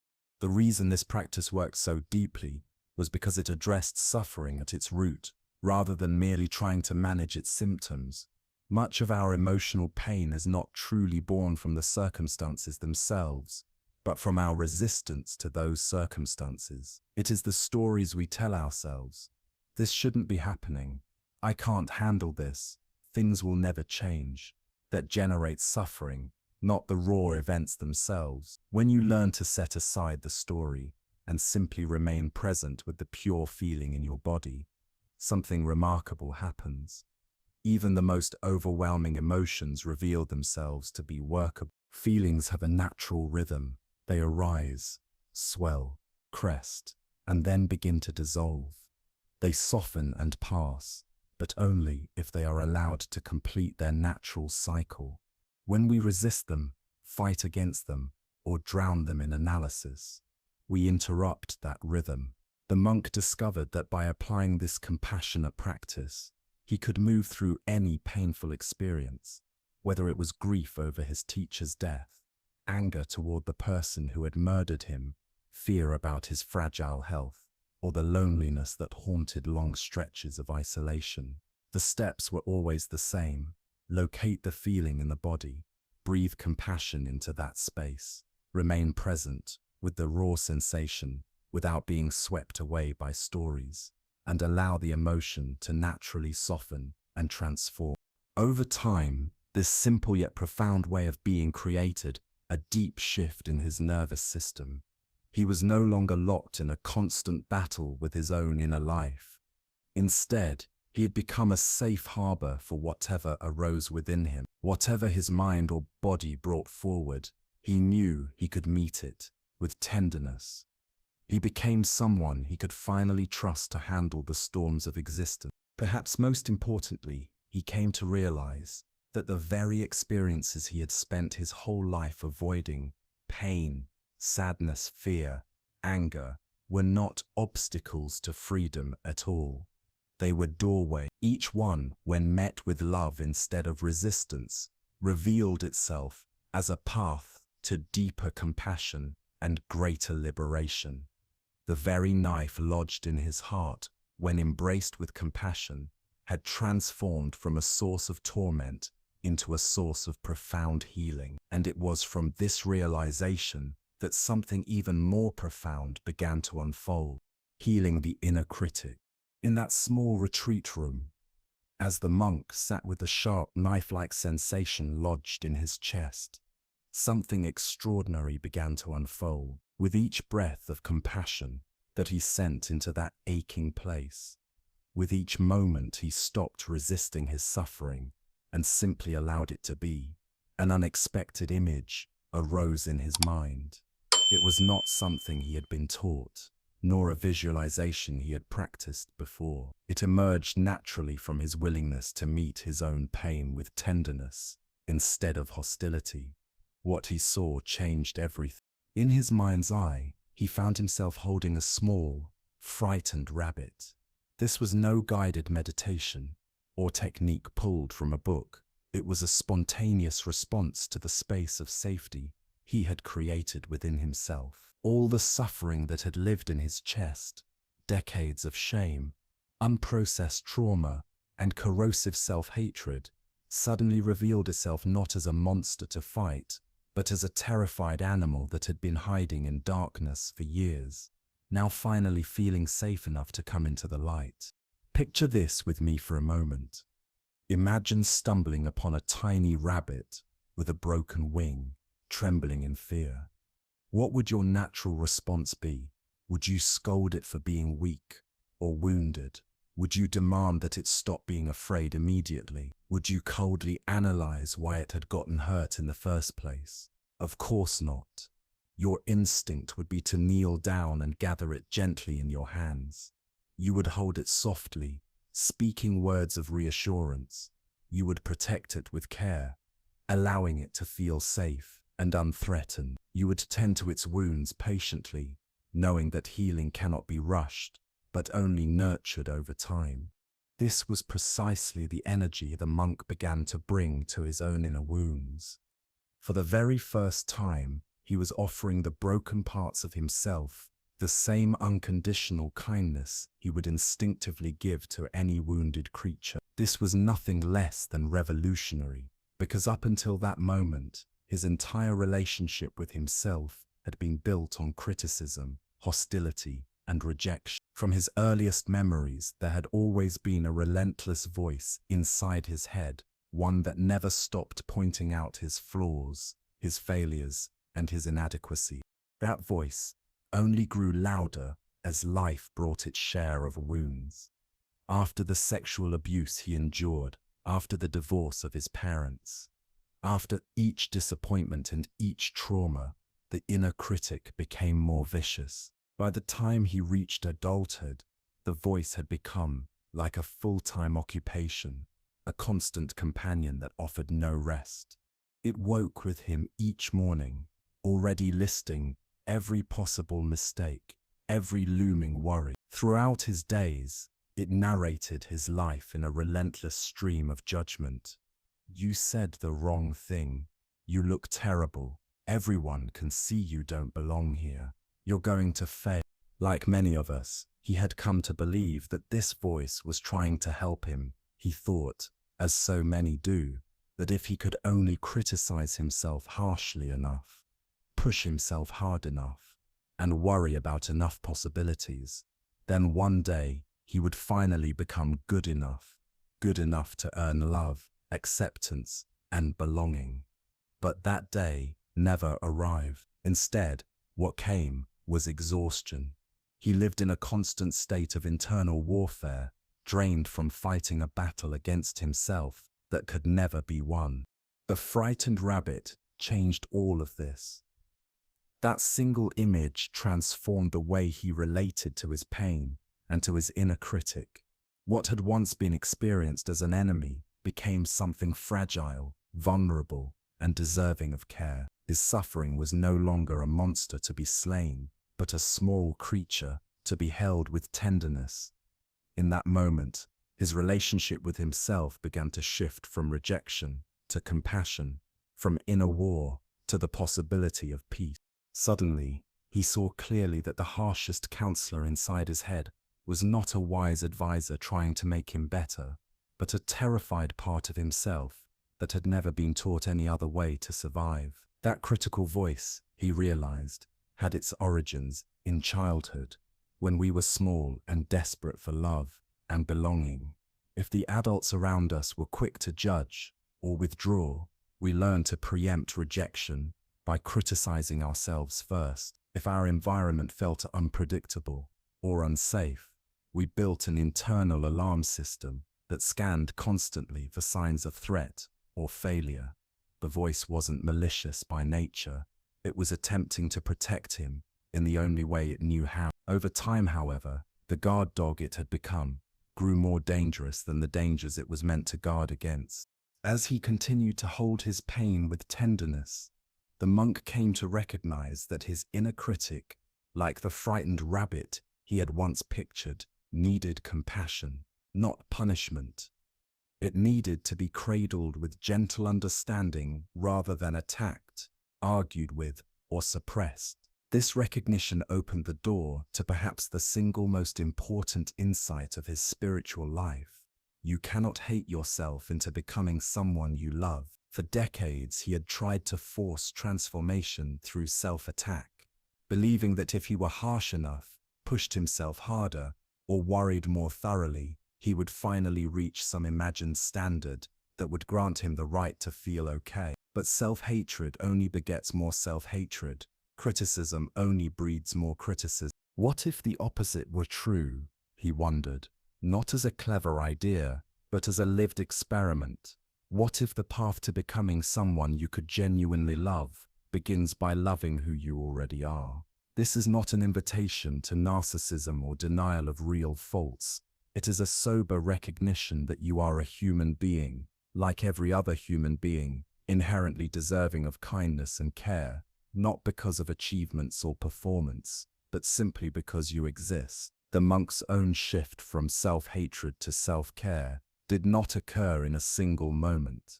It was a slow, steady retraining of attention, catching himself when the inner voice launched its familiar litany. You're disgusting, you're worthless, you'll never be good enough, and choosing a different response instead of joining the chorus. When he paused and asked himself what he would say to a dear friend, feeling this way, the answer that arose inside him was always radically kinder than what he'd been saying to himself.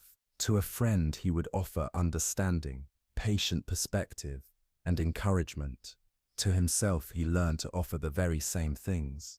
Over and over, this practice rewired his relationship with his inner life. The ruthless inner narrator that had once dominated his days gradually lost its power as he learned to treat it not as an enemy to be defeated, but as a wounded part to be held. In doing so, he discovered that transformation need not arrive through force.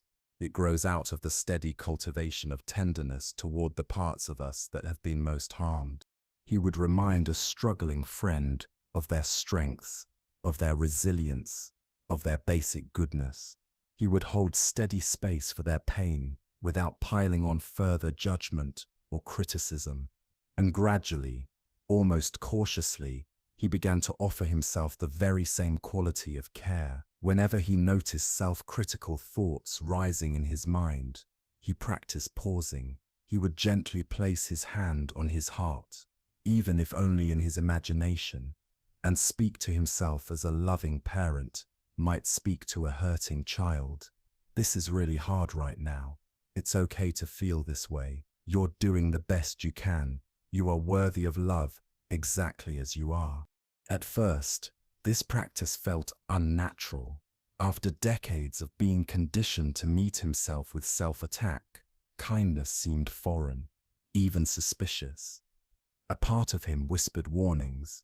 If he stopped being so hard on himself, surely he would grow lazy, complacent, even arrogant. Yet what he discovered was the exact opposite. The more he treated himself with authentic compassion, the more energy he had for growth, for change, for life itself. When you are no longer forced to spend your days defending yourself against constant internal attacks, you suddenly reclaim enormous bandwidth for genuine transformation. This touches on one of the most common misconceptions about self-compassion. People often assume that acceptance is the same thing as giving up. They fear that if they accept themselves exactly as they are, they will lose the motivation to improve or grow. But true acceptance is not resignation. It is the very foundation for lasting transformation. Consider a garden that is struggling. You would not stand over the plants and berate them for failing to grow. Instead, you would examine the soil, the water, the sunlight. You would adjust the conditions with patience and care. In the same way, self-compassion creates the conditions in which growth becomes possible. When you regard your struggles with curiosity and kindness rather than harshness, you gain the clarity to see what truly needs to shift and the emotional resources to actually make that change. The monk's own story from his years as an actor illustrates this truth vividly.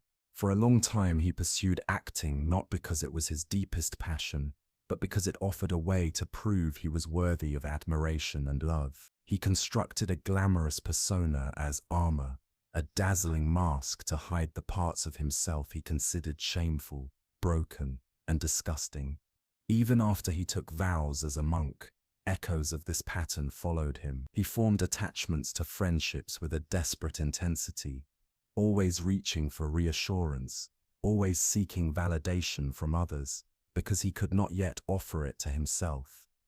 Alone time was unbearable.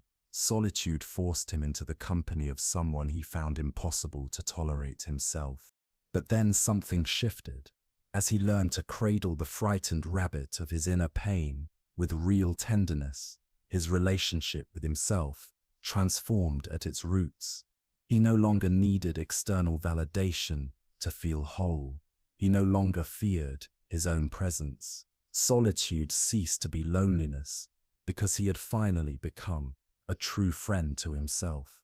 And this transformation was not about perfection or eliminating the full spectrum of difficult emotions.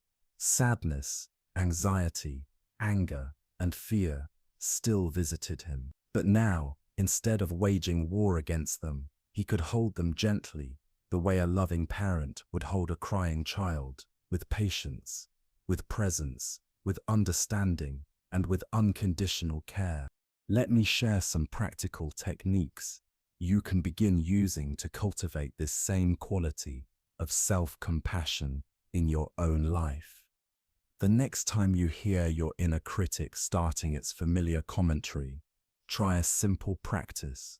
Place one hand gently over your heart and take a deep, steady, feel the warmth of your hand, the gentle pressure against your chest. This small physical gesture communicates directly to your nervous system, sending the message that you are safe, that you are cared for. From that place of grounding, speak to yourself in the same way you would speak to someone you dearly love, who is going through exactly what you are experiencing. Use the same words of comfort, the same tone of voice, the same patience and encouragement. If speaking directly to yourself feels too uncomfortable or strange, Try another approach.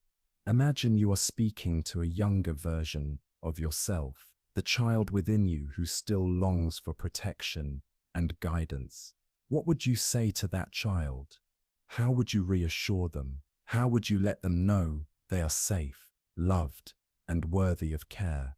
Sometimes the distance created by speaking to your younger self makes compassion easier to access. Another powerful practice is to write yourself a letter from the perspective of an unconditionally loving friend.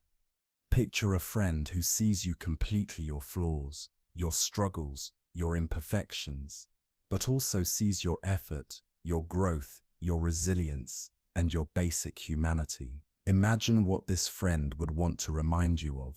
What words would they choose to describe your situation with both honesty and kindness?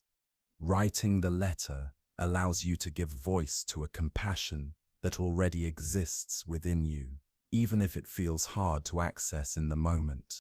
You can also return to the frightened rabbit visualization directly. When you are in the midst of emotional pain, imagine that pain taking the form of a small, vulnerable animal trembling in fear. Picture yourself carefully gathering it into your hands, offering safety, warmth, and tenderness. Feel how this simple shift changes your relationship to the difficult emotion. What once felt like a hostile intruder becomes something fragile that needs your care. The monk found these practices especially powerful when applied to forgiveness, both toward himself and toward others. For many years, he carried deep resentment toward those who had harmed him, believing that holding on to anger was a form of protection or a way of demanding justice. But over time, he realized something important. Forgiveness is not about condoning hurtful actions or pretending the harm never happened. Forgiveness is about releasing yourself from the toxic burden of carrying another person's actions inside your own body and mind. There is an old metaphor that describes it well. Holding on to resentment is like grasping a hot coal with the intention of throwing it at someone else. But in the end, you are the one being burned. When you forgive, you are not letting the other person escape accountability. You are simply choosing to put down the coal so that your own hands can finally heal. This understanding helped him process the most painful relationship in his life, the one with the man who had murdered his beloved teacher. The man was not a stranger, but a fellow monk, someone who had shared their monastery and daily life. The betrayal cut so deeply that it felt almost unbearable, a wound that seemed impossible to heal. Yet slowly, through practicing the very same compassion techniques he had first applied to himself, he found another way of seeing. He began to recognize that for someone to commit such an act, they must have been suffering in ways almost unimaginable. This insight did not excuse the behavior, nor did it erase the devastation of the loss, but it loosened the grip of rage that had been poisoning his heart. What he came to realize is that forgiveness is not a feeling you wait to arise.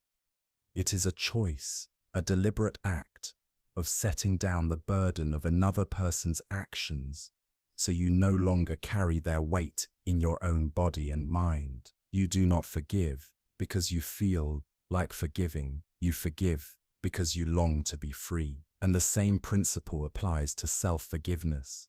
You do not have to feel good about your past mistakes in order to release yourself from endless punishment. You simply have to see clearly that continuing to attack yourself for what cannot be undone serves no one. Not yourself, not others, not the life you are still meant to live. This practice of radical self-compassion slowly dissolved the voice of relentless self-criticism that had tormented him for decades. Not because he became flawless, but because he learned to approach his flaws and limitations with kindness rather than violence. In time, he discovered that the frightened rabbit of his pain, when cradled with enough patience and love, could transform into a source of unexpected wisdom and resilience. The very experiences that had once left him feeling broken and ashamed became the foundation for deep compassion toward both himself and others. The parts of himself he had spent years trying to conceal or eradicate revealed themselves to be his greatest gifts. His sensitivity, which once seemed only to make him fragile and vulnerable, also allowed him to feel others' suffering with extraordinary empathy.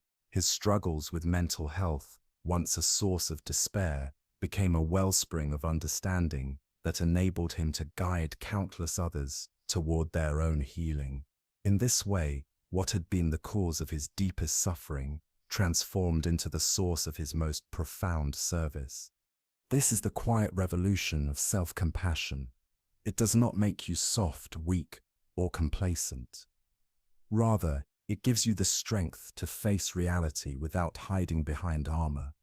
It makes you brave enough to be vulnerable and resilient enough to continue forward when life becomes difficult. Most importantly, it opens the possibility of offering others the same presence, patience, and unconditional acceptance that you have learned to extend toward yourself. For you cannot give to others what you have never given yourself. When you finally learn to love yourself without conditions, that love overflows naturally into the world around you, touching everyone you encounter and transforming the ordinary fabric of daily life into something luminous. Buddhism in traffic jams and coffee lines. When the monk finally emerged from his 4-year retreat, he stepped into a world that had shifted dramatically. Smartphones were now everywhere, glowing screens illuminating faces, even as people walked down the street. Social media had exploded into existence, and life seemed to move at a pace beyond anything he could have imagined before his time in solitude. Yet, instead of feeling lost or overwhelmed by this dizzying new digital landscape, he uncovered something surprising. The practices he had cultivated in silence and isolation, especially the ability to find stillness within chaos, were not outdated relics. They were more vital than ever. In fact, he realized they were precisely what this hyper-connected, endlessly stimulated world was starving for. The secret, he discovered, was not to flee modern life, toss away your phone, and retreat to a mountaintop. The secret was to locate freedom right in the thick of the madness, to cultivate clarity amid the noise. What he saw with fresh eyes was that every single moment of life contains a hidden choice point, a tiny, often unnoticed gap between what happens to us and how we decide to respond. Most of the time, people rush past this space unconsciously. Something occurs and they react instantly, as if on autopilot, following a set of deeply ingrained, pre-programmed patterns. But when you learn to pause long enough to recognize these micro moments of choice, everything shifts. Suddenly, you are no longer a helpless passenger at the mercy of your circumstances. You become, little by little, the author of your own experience. To understand how this unfolds in daily life, imagine a familiar scene. You are standing in line at a crowded coffee shop, and the line is dragging unbearably slowly. The customer ahead of you is asking detailed questions about every single item on the menu. Meanwhile, you have somewhere important to be. Your stress begins to climb steadily. Your shoulders tighten. Your jaw clenches, and soon that familiar voice in your head awakens. This is ridiculous. Why didn't I leave earlier? Now I'm going to be late. This always happens to me. This, the monk realized, is the fork in the road. Every such moment is an intersection between two entirely different paths. Down the first path lies the road of reaction. You fall into your old conditioned patterns. Without thought, irritation builds. You check your phone compulsively, maybe sigh loudly, or glance around hoping to share your frustration with another impatient customer. By the time you finally get your coffee, your energy has already been drained, leaving you depleted before your day has even begun. But there is another path, the road of response.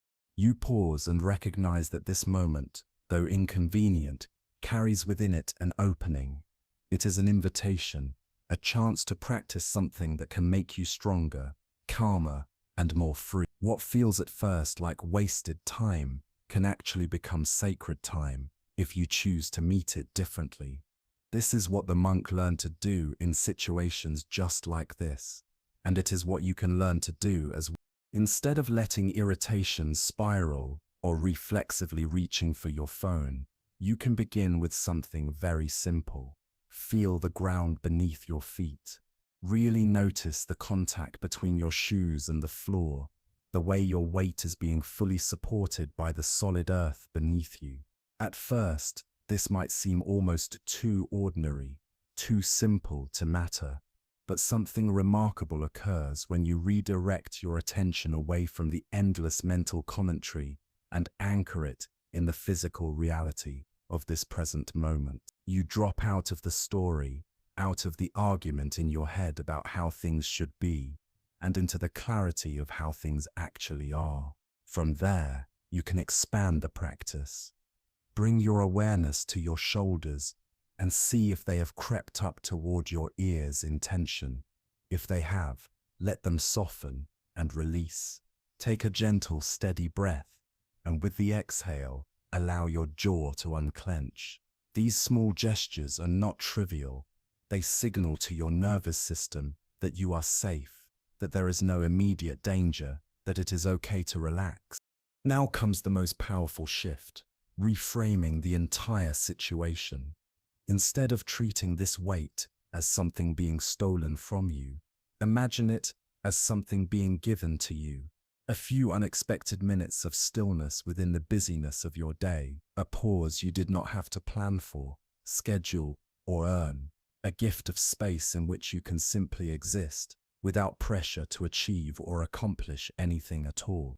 If you want to deepen the practice, let yourself become curious about the world around you. Really notice the people sharing this space with you. Observe the morning light pouring through the windows. Appreciate the aroma of freshly brewed coffee and warm pastries drifting through the air. These details, which usually blur into the background of your hurry, can come alive when you allow yourself to be fully here, rather than mentally rushing off to wherever you think you should be next. What you are doing in these micro moments is not just psychological, it is physiological. You are literally rewiring your brain. Each time you choose awareness instead of automaticity, presence instead of reactivity, you are carving new neural pathways that strengthen your capacity for calm and resilience. Think of it this way: your nervous system has been conditioned to interpret waiting in line, sitting in traffic, or being delayed as threats that trigger fight or flight mode. But when you consciously choose a different response, again and again, you are teaching your body a new lesson. You are showing it that these situations of slowness or delay are not dangerous, they are safe. More than that, they can even be nourishing.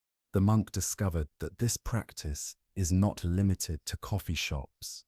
It works in elevators that take their time to arrive, in traffic jams that stretch endlessly ahead, in security lines that creep forward at the airport, in the long holds of customer service calls, even in the small moments of digital frustration, waiting for a slow website to load, or for a message reply that takes longer than expected.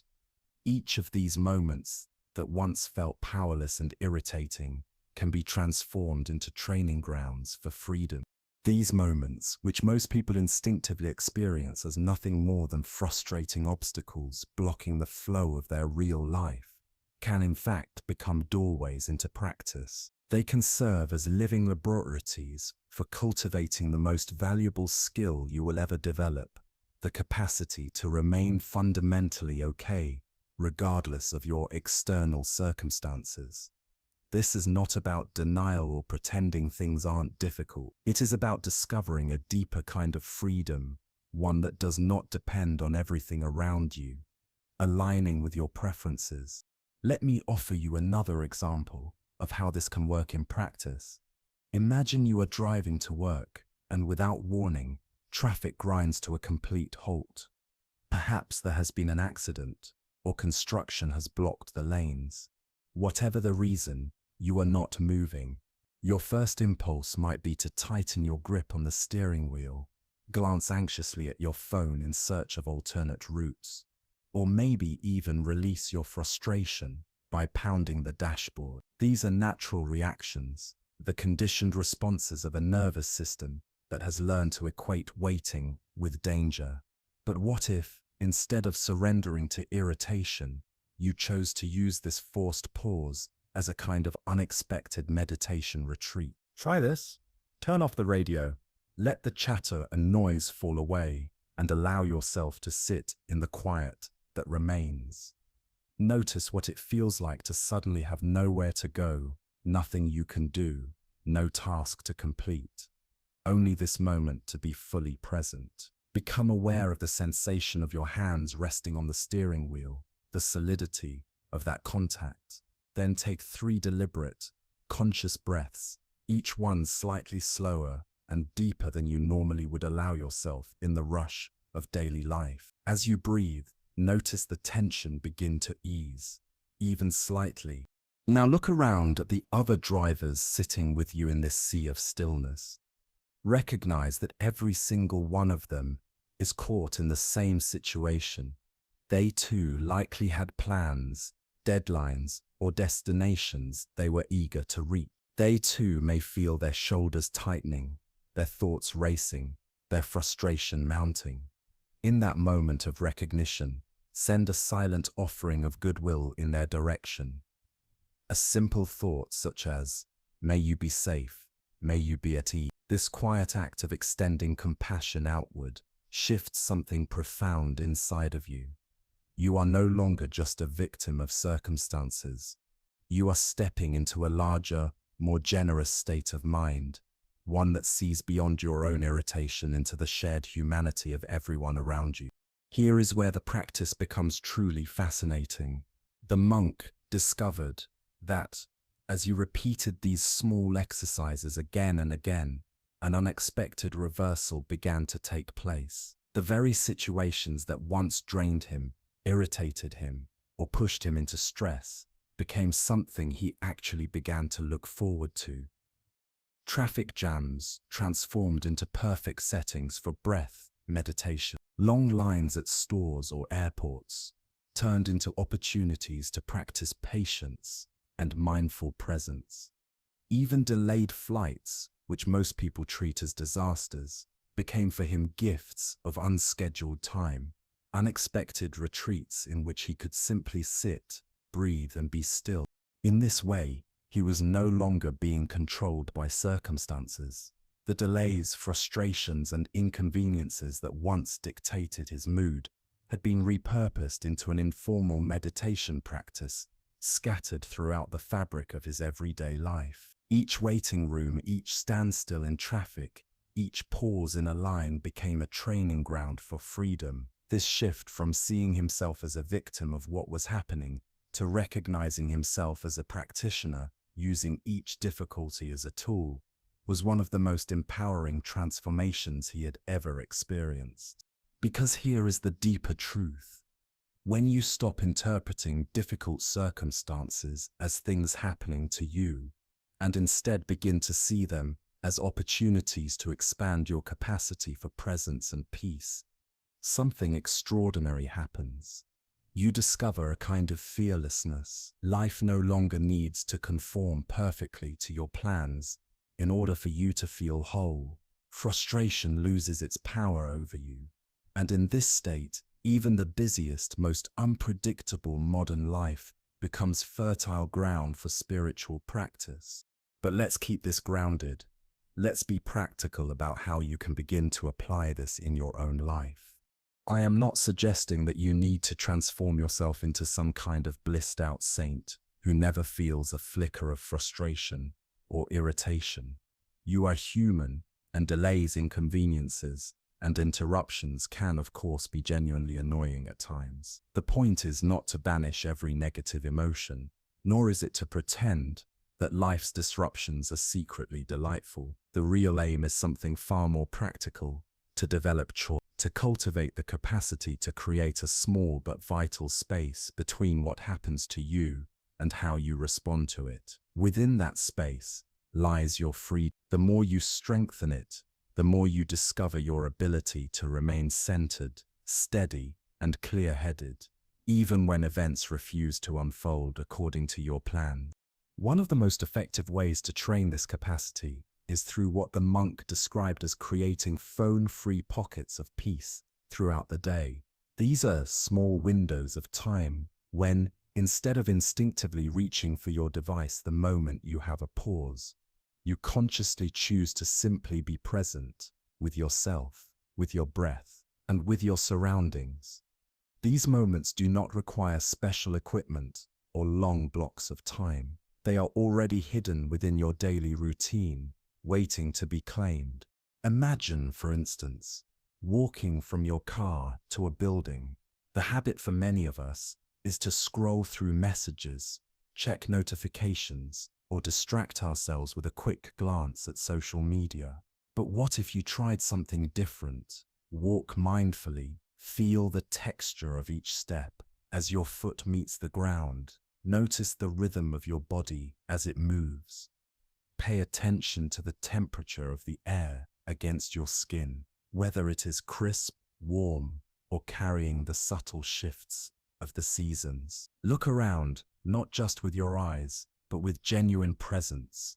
See the trees, the buildings, the faces of people you might otherwise pass without acknowledgement. Listen to the sounds that make up the living soundtrack of your environment, the chirping of birds, the hum of traffic, the fragments of conversation drifting past, the rustling of wind through leaves. Suddenly, what might have been another unconscious walk becomes a meditation in motion, a way of returning home to the moment you are actually living. Or take another common situation, waiting for an appointment. The reflex for most people is to dive headfirst into their phones, filling every moment of waiting with scrolling and consuming. But here lies another opportunity. Instead of numbing yourself with digital noise, try closing your eyes or softening your gaze and simply following the rhythm of your breath. Let yourself feel the air moving in and out of your body. Notice the rising and falling of your chest. Allow yourself the rare gift of doing absolutely nothing, of letting your nervous system taste what stillness feels like, even in the middle of a busy day. This is not about demonizing technology or making your phone into an enemy. It is about reclaiming agency over your attention, perhaps the most precious resource you have. Over time, many of us have become so accustomed to constant stimulation that we have forgotten the simple art of being with ourselves without entertainment or distraction. Silence feels uncomfortable. Stillness feels foreign. We do not reach for our phones because there is always something urgent to check, but because we have lost the ability to rest in openness. The habit has trained us to expect constant input, to grasp at immediate gratification, to flee from the quiet spaces where deeper truths live. What the monk discovered is that those very spaces of unstimulated presence are where life's richest treasures emerge. When you are always feeding your mind a steady stream of information, you leave no room for creativity to breathe. When you are perpetually responding to external inputs, you cannot hear the quiet but steady voice of your own inner guidance. It is in the pauses, in the spaces between, that clarity arises. It is in stillness that peace and insight begin to unfold naturally. So here is a simple but radical experiment. You can try for just one day. Pay attention to how many times you reach for your phone. The moment you've even a sliver of downtime, do not judge yourself for it. Just notice the impulse, as if you were observing a curious habit in a friend. Then once in a while, choose not to follow it. Leave the phone where it is. Let yourself sit, or stand, or walk for a few minutes without external stimulation. At first, you may notice restlessness bubbling up, perhaps even a touch of anxiety. This is completely normal, the nervous system's way of protesting its sudden loss of distraction. But if you stay with it, breathing and watching with patience, you may discover something surprising. Your nervous system has been conditioned over years to expect constant input, a steady stream of stimulation. That is why silence or stillness can feel so uncomfortable at first. Yet, if you are able to breathe through that initial wave of restlessness without trying to escape it, you will often find that beneath the agitation lies a natural calm, a quiet spaciousness that was always there, waiting to be uncovered. These micro moments of stillness become more than just brief pauses. They act like a kind of preventive medicine against stress and overwhelm. Instead of allowing tension to accumulate throughout the day until it erupts in frustration or drains you into exhaustion, you learn to release it in real time. Each intentional pause becomes a small act of healing, a moment where you reset your mind, relax your body, and return to presence. In this way, the practice scatters reset buttons throughout your day.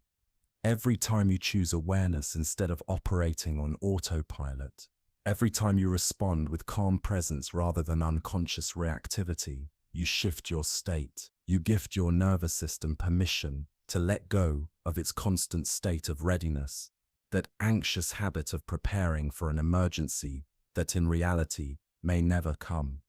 Over time, this shift begins to change your entire baseline. Instead of living trapped in a cycle of chronic low-level stress with brief islands of relief, you begin to experience the opposite, a foundation of steady well-being, punctuated only by temporary challenges. And when those challenges do arrive, you find yourself meeting them with a grounded equanimity instead of being swept away.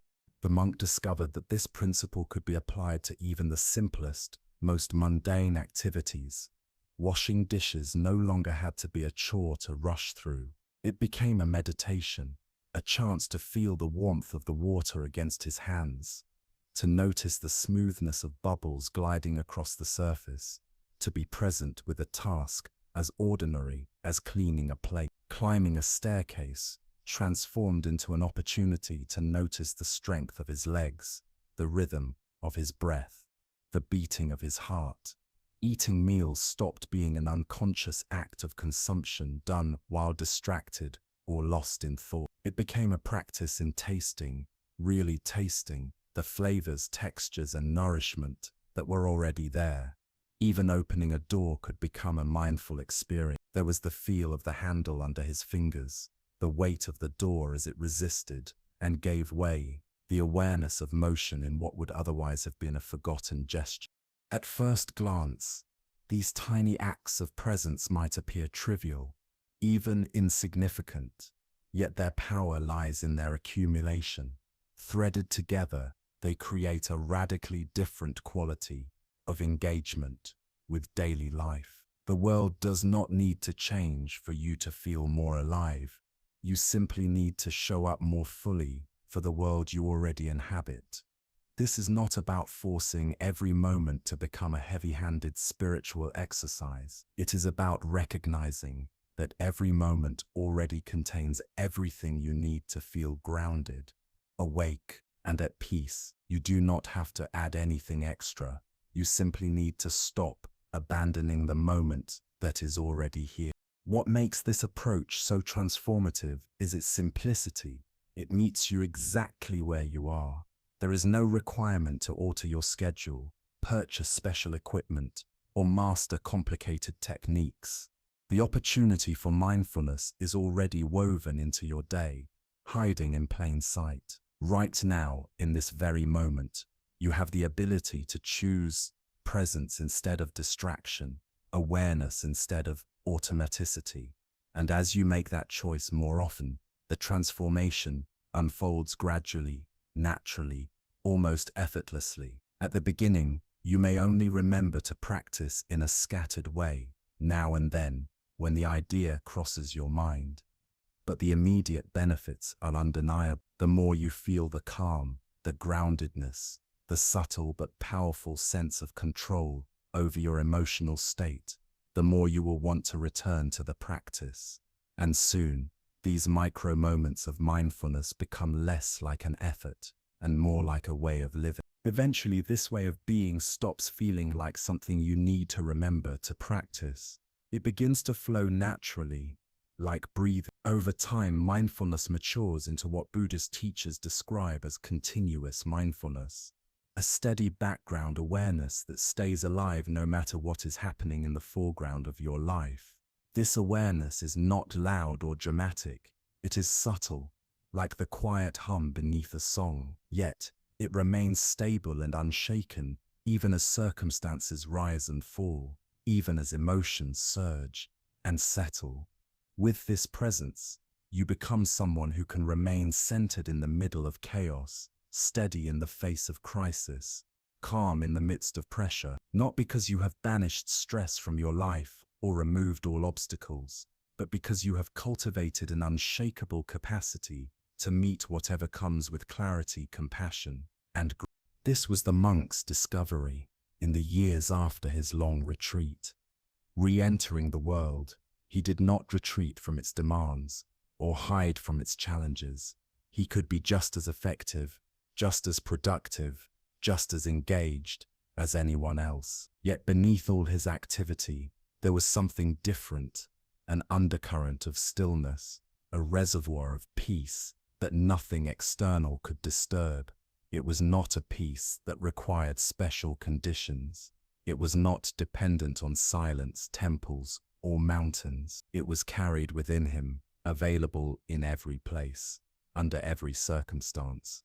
The secret was surprisingly simple. He had learned to treat every moment as sacred, not through elaborate rituals or exotic techniques, but through the humble act of being fully present for his own life.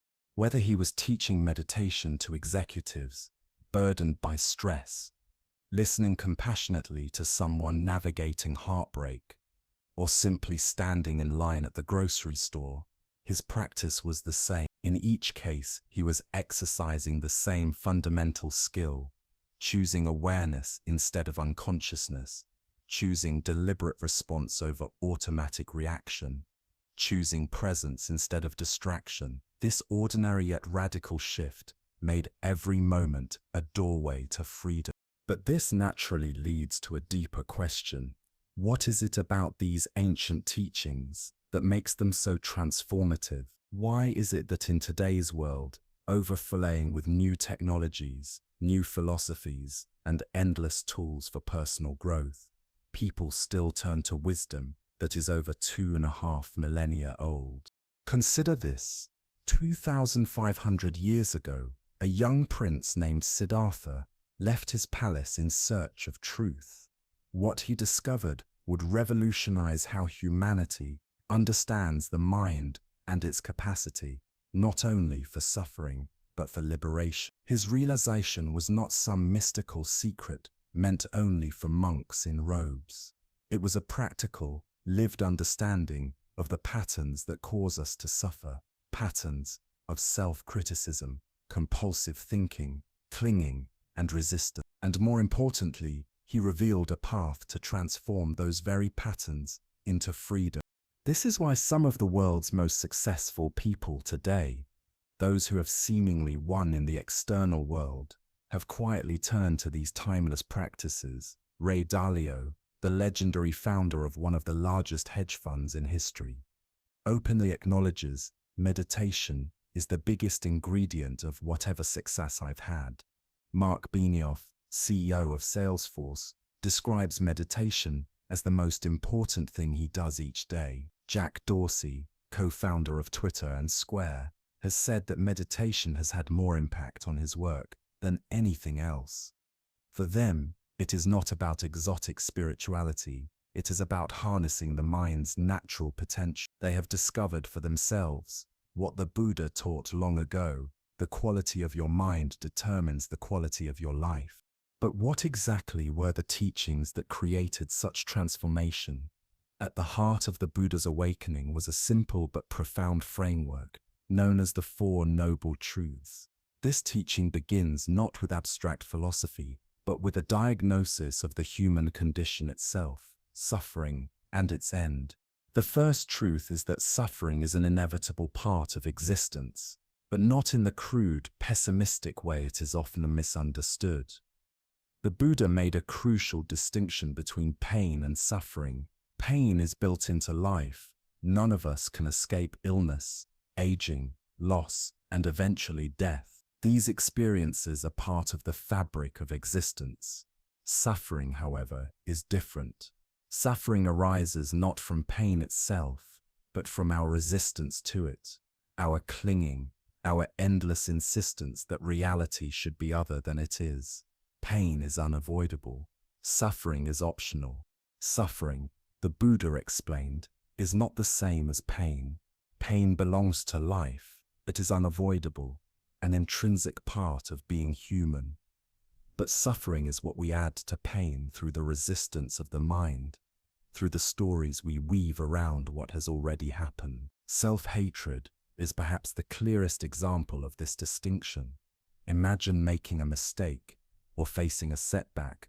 That sting of disappointment is the pain, but almost immediately, the mind rushes in with its commentary. I'm such a failure.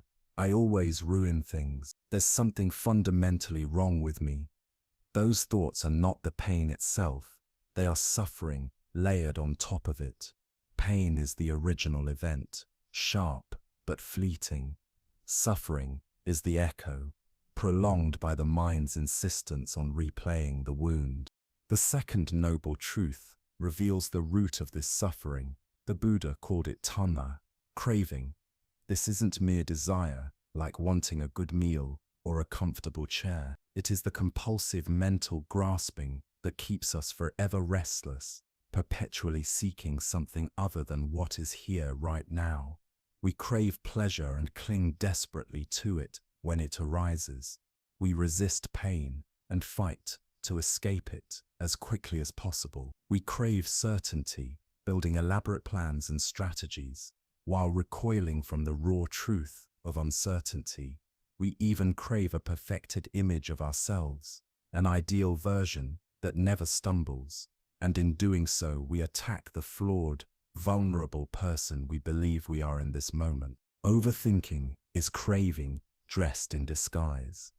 The mind convinces itself that if it just churns hard enough, analyzing every angle, worrying through every scenario, rehearsing every possible outcome, it will somehow gain control, eliminate uncertainty, and secure safety. But instead of providing peace, this compulsive thinking only breeds more anxiety.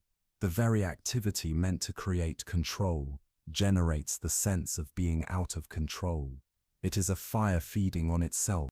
The third noble truth offers a message of hope. Suffering is not permanent. It can end, not because you will one day gather every object of desire into your arms or finally construct the flawless self you've been chasing, but because you can change your relationship with craving itself. When the grasping loosens, when you no longer insist that life must be different in order for you to be okay, suffering dissolves. The fourth noble truth reveals the way forward. It is called the Noble Eightfold Path. Though the word path can be misleading, it is not 8 steps to be completed in sequence, like climbing rungs of a ladder. It is 8 interwoven aspects of a life lived with wisdom, with ethical grounding, and with mental discipline. Each aspect supports the others. Together they form a way of being that naturally reduces suffering. One of the most practical and relevant aspects for modern minds is what the Buddha called right effort. This teaching strikes directly at the exhausting internal war that fuels both self-hatred and compulsive thinking. Right effort is not about trying harder or punishing yourself into transformation. It is about discerning the difference between skillful effort and unskillful effort.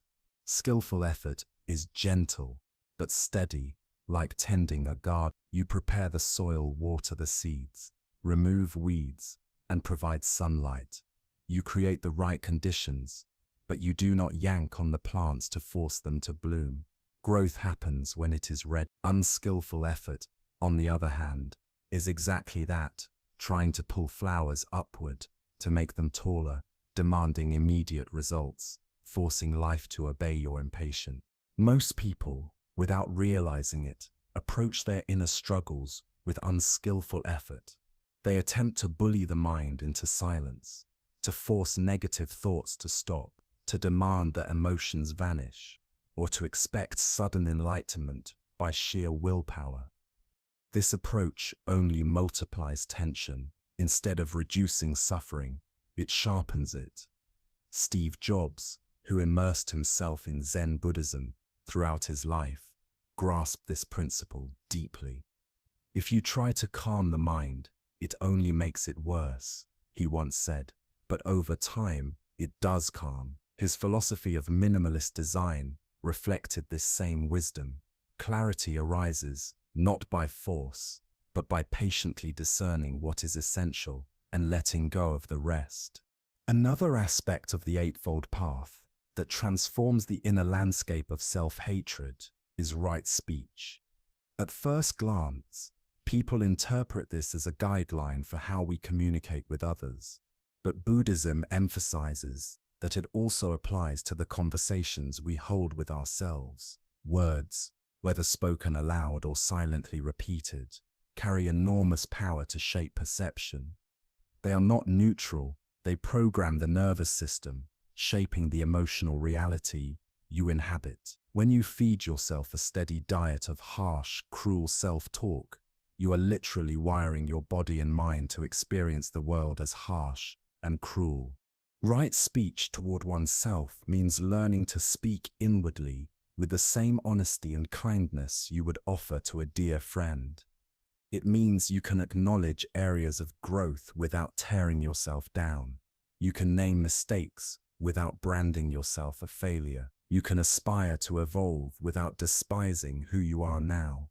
This requires recognizing that the voice of harsh self-criticism is not wisdom. It is only another habit of the mind, a aided reflex mistaken for truth. When you see it for what it is, you can begin to replace it with words that both honor your humanity and encourage your growth. It is often fear that disguises itself as motivation.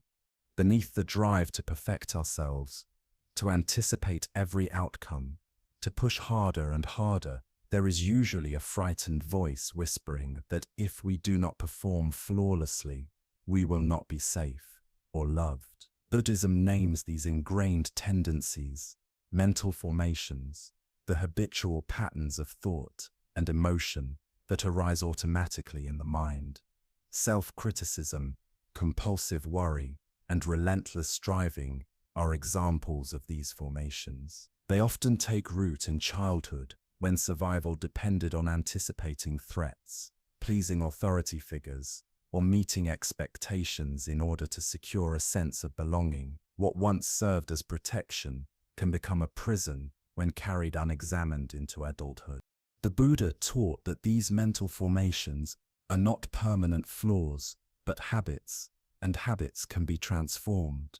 The process is sometimes called mental purification, though not in a moralistic sense of becoming good or pure. It is not about adding something new to yourself, but clearing away what obscures what has always been there, your natural clarity, balance, and peace. It is like cleaning a mirror. The mirror is already capable of reflecting light perfectly. It is only dust and smudges that prevent it from shining. The tool for this purification is mindful awareness. Instead of being swept away by mental formations, you begin to recognize them as they arise. You might notice, there's the familiar voice of self-criticism, beginning again, or here comes the worry cycle starting to spin. This simple act of recognition loosens the formation's grip on your mind. What once seemed like an uncontrollable tide reveals itself as a pattern, and in that recognition lies freedom. This is the approach exemplified by leaders like Mark Benioff, whose daily meditation practice is not about achieving some perfectly serene state of mind, but about cultivating the ability to work skillfully with whatever arises. In the midst of running a massive organization, He practices not suppression, not perfection, but recognition and gentle awareness. The practice does not remove the challenges of leadership, but it transforms the way those challenges are carried. Buddhism also offers a radical teaching that cuts directly through the roots of self-hatred, the concept of Buddha nature. This is the understanding that every human being already possesses the capacity for awakening, wisdom, and freedom. It is not something that must be through flawless behavior or spiritual accomplishment. It is your fundamental nature, present from the beginning, though often obscured by layers of conditioning and mental habit. If your essence is already pure awareness, luminous and whole, then what exactly is there to hate? The flaws and shortcomings you judge so harshly are not who you are. They are passing clouds drifting across the vast sky of your true nature. This teaching changes the way you relate to self-improvement.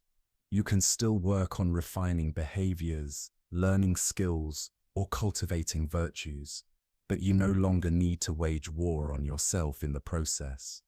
Growth no longer requires self-attack. Change can arise from respect for your inherent worthiness, rather than contempt for your current state. Perhaps the most revolutionary Buddhist practice for dissolving self-hatred is metta, often translated as loving kindness. Metta is not merely about being polite or speaking kindly to yourself. It is a systematic training in unconditional friendliness toward your own experience. The practice often begins by silently offering phrases of goodwill to yourself. May I be happy, may I be peaceful, may I be free from suffering.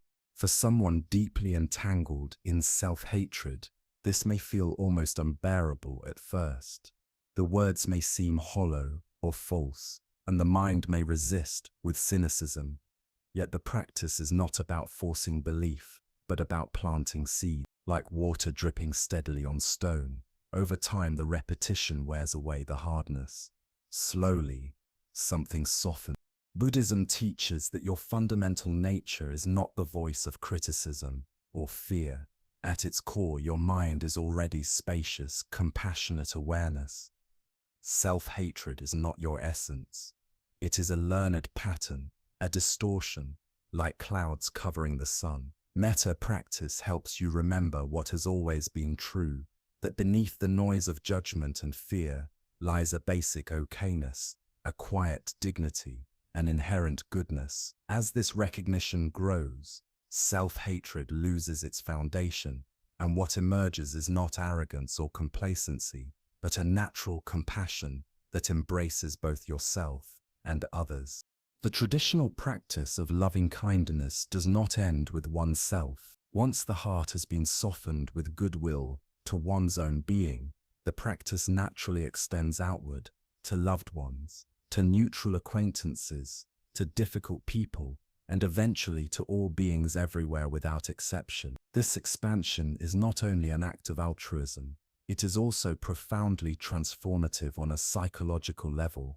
By cultivating genuine goodwill toward others, you strengthen the very neural pathways of compassion and kindness that also embrace yourself. In wishing happiness for another, you reinforce the possibility of happiness for your own mind as well. This is a truth echoed by many modern practitioners. Then Oprah Winfrey, who often speaks of meditation as central to her growth, describes how it helped her discover what she calls the highest, truest expression of yourself. Beneath all the shifting roles, achievements, and identities, she discovered a presence that is peaceful, steady, and unshakable. It is this stable inner ground that loving kindness practice reveals, not something fabricated, but something uncovered. Yet even as we practice kindness, the mind has another tendency that can keep us entangled. The Buddha called it papunga, mental proliferation. This is the habit of taking a simple experience and multiplying it into complex, tangled stories. You might feel a brief sadness, but within seconds the mind weaves a narrative. Why you are sad, what it means for your future, how long it will last, and what must be done about it. Overthinking is papunka in overdrive. One worry gives birth to 10 more. A single self-critical thought becomes an avalanche of judgments, each reflecting the others, until the mind becomes like a hall of mirrors, endlessly echoing its own projections. The heart of Buddhist practice is learning to recognize this process before it gains momentum. By noticing the difference between a raw sensation and the commentary that follows, you begin to experience emotions directly, rather than drowning in stories about them. Sadness can simply be sadness, not a lifelong tragedy. A mistake can simply be a mistake, not a condemnation of your worth. This capacity to stay close to direct experience prevents the spiral of proliferation from overtaking the mind. Ray Dalio, the renowned investor, embodies this principle in his work. In financial markets, emotional reactions to gain or loss almost always led to poor decisions. Through meditation, Dalio learned to feel the rush of success or the sting of failure without being carried away by the elaborate stories those emotions usually trigger. By resting with the raw feeling itself, he kept clarity of judgment intact, allowing wisdom to guide action rather than reactivity. Another essential teaching of the Buddha that dissolves the roots of self-hatred and overthinking is the concept of refuge. Traditionally, this is described as taking refuge in the Buddha, the Dharma, the teachings, and the Sangha, the community of practitioners. But at its heart, refuge is about something more intimate, learning to rest in your own awakened awareness rather than chasing safety through external accomplishments or the approval of others. It is the discovery of a shelter that is not dependent on conditions, but rooted in the very nature of consciousness itself. This understanding strikes directly at the source of suffering. Much of self-hatred and anxiety is born from the belief that our worth depends on flawless performance, endless productivity, or constant validation. Refuge shifts the ground completely. When you learn to take refuge in the simple fact of being aware, in the undeniable presence of life flowing through you in this moment, you stand on a foundation that cannot be shaken by changing circumstances. No loss, no criticism, no failure can strip away the stability of awareness itself. Jack Dorsey's story illustrates this power in the modern world. As the leader of some of the most scrutinized and turbulent companies in the technology space, he has faced constant pressure, market fluctuations, public criticism, competitive battles, and internal struggles. Yet his meditation practice has provided him with a steady center, a place of refuge within himself. From this grounded awareness, he has been able to face storms without collapsing into them. What might shatter someone whose identity rests solely on external outcomes becomes navigable when the anchor lies within. Buddhism also emphasizes the importance of the middle way, a path that avoids the extremes of indulgence on one hand and deprivation on the other. Applied to the mind, this principle means learning to relate to difficult thoughts and emotions without suppressing them or allowing them to take over completely. Instead of denying or pushing away what arises within or becoming consumed and identified with it, the middle way teaches us to acknowledge mental experiences with balance and clarity.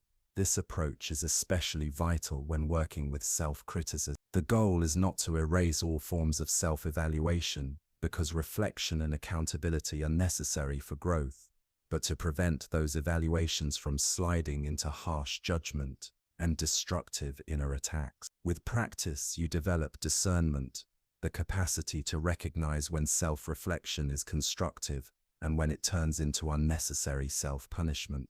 Another profound teaching that sheds light on the roots of mental suffering is the principle of dependent origination. This teaching reveals that nothing exists in isolation. Every phenomenon arises in dependence upon countless conditions and causes. Applied to the mind, it means that your current state is not a permanent or unchangeable trait of who you are. Rather, it is the temporary outcome of specific circumstances, your habits, experiences, environment, and the conditions you find yourself in right now. This insight brings a sense of liberation to anyone who feels trapped in cycles of self-hatred or compulsive thinking. These mental patterns did not appear out of nowhere, and therefore they are not destined to remain forever. By gradually shifting the conditions that give rise to them, you can transform even the most entrenched habits of thought and emotion. Closely tied to this is the Buddhist understanding of karma, a concept that is often misunderstood. In its true sense, karma is not about cosmic punishment or reward, but simply about cause and effect. Every action produces consequences, and this includes mental actions, your thoughts, attitudes, and emotional habits. Self-hatred begets more self-hatred, while compassion gives rise to more compassion. Recognizing this principle brings both responsibility and hope. If your current state of mind has been shaped by past mental patterns, then new patterns can just as surely be cultivated through different choices. Starting in this very moment, every thought, every gesture of awareness, every act of kindness, plant a seed. Over time, those seeds grow into a new mental landscape. Through meditation, Buddhism also cultivates the quality of equanimity, an inner steadiness that allows you to remain balanced amid the full range of human experience. Equanimity does not mean becoming numb, indifferent, or emotionally detached. Rather, it is the capacity to feel emotions completely: joy, sorrow, anger, love, without being overwhelmed by them or driven to escape from them prematurely. It is an inner stability that remains intact, whether circumstances are favorable or challenging. For those in demanding roles, such as business leaders, this quality becomes invaluable. Markets rise and fall, deals succeed or collapse, employees come and go, competitors emerge and recede. The external environment is always shifting, yet beneath the turbulence, one can cultivate a calm and unshakable presence that supports wise, clear decision-making, regardless of the storm outside. Perhaps the most important insight of all is that Buddhism teaches liberation from mental suffering is not a distant achievement, waiting for some future day. It is a capacity available in every single moment. Freedom is not something you acquire. It is something you uncover when you stop constructing prisons of thought and belief. The bars of those prisons are built from unconscious mental patterns: self-criticism, craving, resistance, endless analysis. When you see through them, even briefly, you discover that freedom was never absent. This is why so many modern leaders and practitioners find Buddhist teachings so practical. They are not searching for mystical visions or abstract philosophies, but for concrete mental skills that help them stay clear under pressure, regulate their emotions during crises, and make wise decisions without being hijacked by reactivity. The monk discovered through his own journey that when these teachings are combined with consistent practice, something remarkable begins to unfold. The mental patterns that once seemed heavy and immovable, self-hatred, worry, endless inner commentary, are revealed as fluid and workable. Self-hatred loses its power the moment you stop nourishing it with belief and attention. Overthinking naturally begins to dissolve when you stop demanding that every uncertainty be solved through sheer mental effort. You don't become flawless or problem-free, but you begin to experience what Buddhist teachers call mental sovereignty, the ability to remain free and aware no matter what thoughts or emotions pass through the mind. Like the vast sky holding every possible weather pattern, you remain undisturbed even as storms and sunshine come and go. This is the gift these ancient teachings offer, something no amount of external achievement can guarantee: genuine inner peace, the kind that does not depend on circumstances. When this becomes your foundation, you can pursue your ambitions wholeheartedly while resting in a sense of fundamental okayness. Whether you succeed or not, You can care deeply about outcomes while no longer being destroyed by setbacks. You can strive for excellence without losing touch with the fulfillment of the present moment. Now it's time to make this real in your own life. We've traveled together through insights and practices, and perhaps what you're feeling now is not only inspiration or intellectual clarity, but a quieter, subtler shift, an opening in how you relate to your own mind. That shift is the true beginning. But as the monk often reminded his students, inspiration alone will not transform your daily life. Knowledge without practice is like holding a detailed map, yet never setting foot on the journey. To live differently, you must begin to walk the path. During his years of guiding students, the monk noticed a striking pattern. The ones who experienced the most profound change were not always those who sat for long hours in meditation or attended every retreat. The deepest transformations came to those who simply showed up consistently, especially on the days when practice felt dull, inconvenient, or ineffective. They returned to their cushion, their breath, their awareness, again and again, until something steady and unshakable grew in them. He found the most sustainable way to begin is with a simple 10-minute morning practice. At first glance, 10 minutes may sound insignificant, but even this brief commitment creates measurable changes in the brain after only a few days. More importantly, it is a practice you can realistically maintain.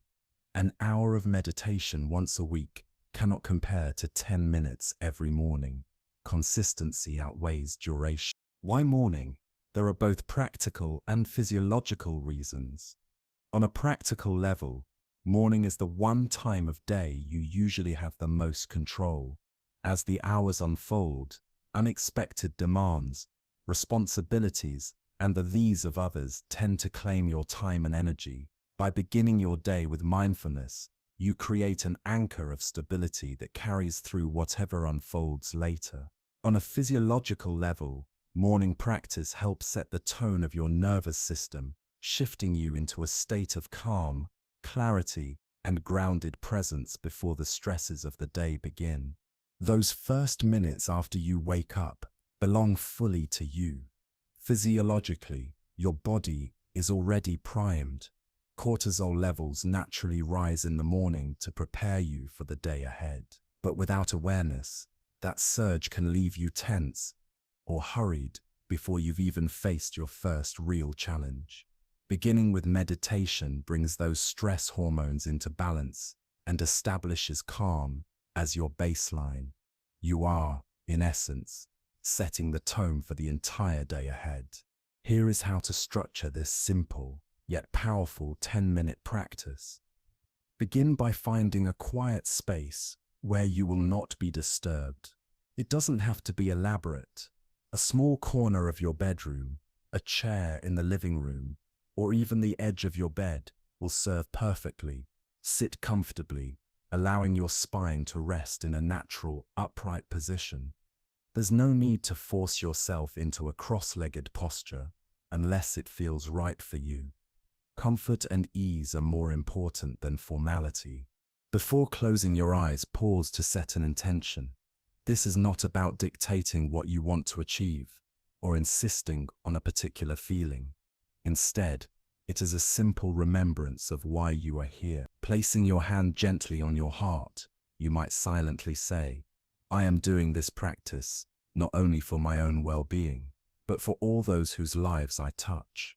By cultivating peace and clarity within myself, I become more able to offer patience, presence, and kindness to others. In this way, meditation shifts from a self-improvement project into an act of generosity.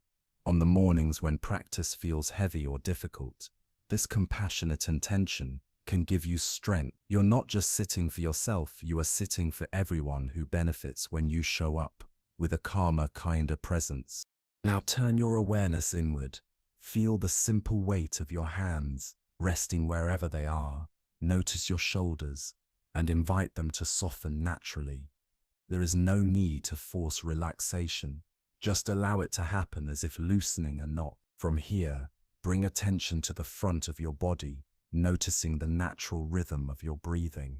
There's no special way to breathe. Let it flow as it already does, and allow the rising and falling of your chest, or the subtle sensation of air moving in and out of your nostrils to serve as your anchor. Inevitably, the mind will wander. This is not a mistake. In fact, this is the very heart of the practice. Each time you notice yourself caught in thought, gently guide your attention back to the breath. The quality of this return matters more than the breath itself. Think of training a puppy. When it wanders, you don't shout at it or punish it. You simply call it back, patiently and kindly, again and again.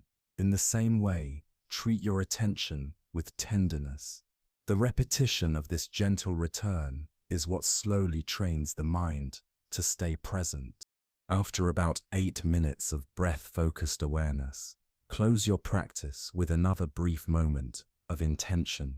Dedicate whatever peace, clarity, or stillness you may have touched to the benefit of all beings. This final step is not just symbolic. It connects your personal meditation to a larger field of compassion and reminds you that your practice has ripples far beyond yourself. And now we must address something that arises for nearly everyone before they even begin: resistance. Your mind will offer you 1,000 convincing reasons why you cannot meditate today. You'll hear the usual chorus: you don't have time, you're too stressed, there's too much to do, you're not in the right mood, your mind is too busy anyway. The monk came to see this resistance not as an obstacle to push away, but as a mirror that revealed the hidden habits of his own mind. In this way, resistance itself became part of the practice. Instead of fighting against it or sinking into guilt, he would pause and simply notice, resistance is arising. How interesting. Sometimes this resistance takes the form of physical restlessness. You sit down to meditate, and almost immediately, your body insists you should get up and do something else. You feel fidgety, uncomfortable, maybe even as though you're wasting precious time. When this happens, the monk suggests a gentle approach. Instead of demanding that you sit perfectly still, simply acknowledge what is present. I notice my body wants to move right now. That's okay. Then, rather than acting on it immediately, make a conscious choice to stay with the raw feeling of restlessness itself. This is not about suppressing the sensation. It is about building the capacity to remain present with discomfort without immediately escaping it. That simple skill, staying with what is unpleasant, will serve you countless times throughout your day.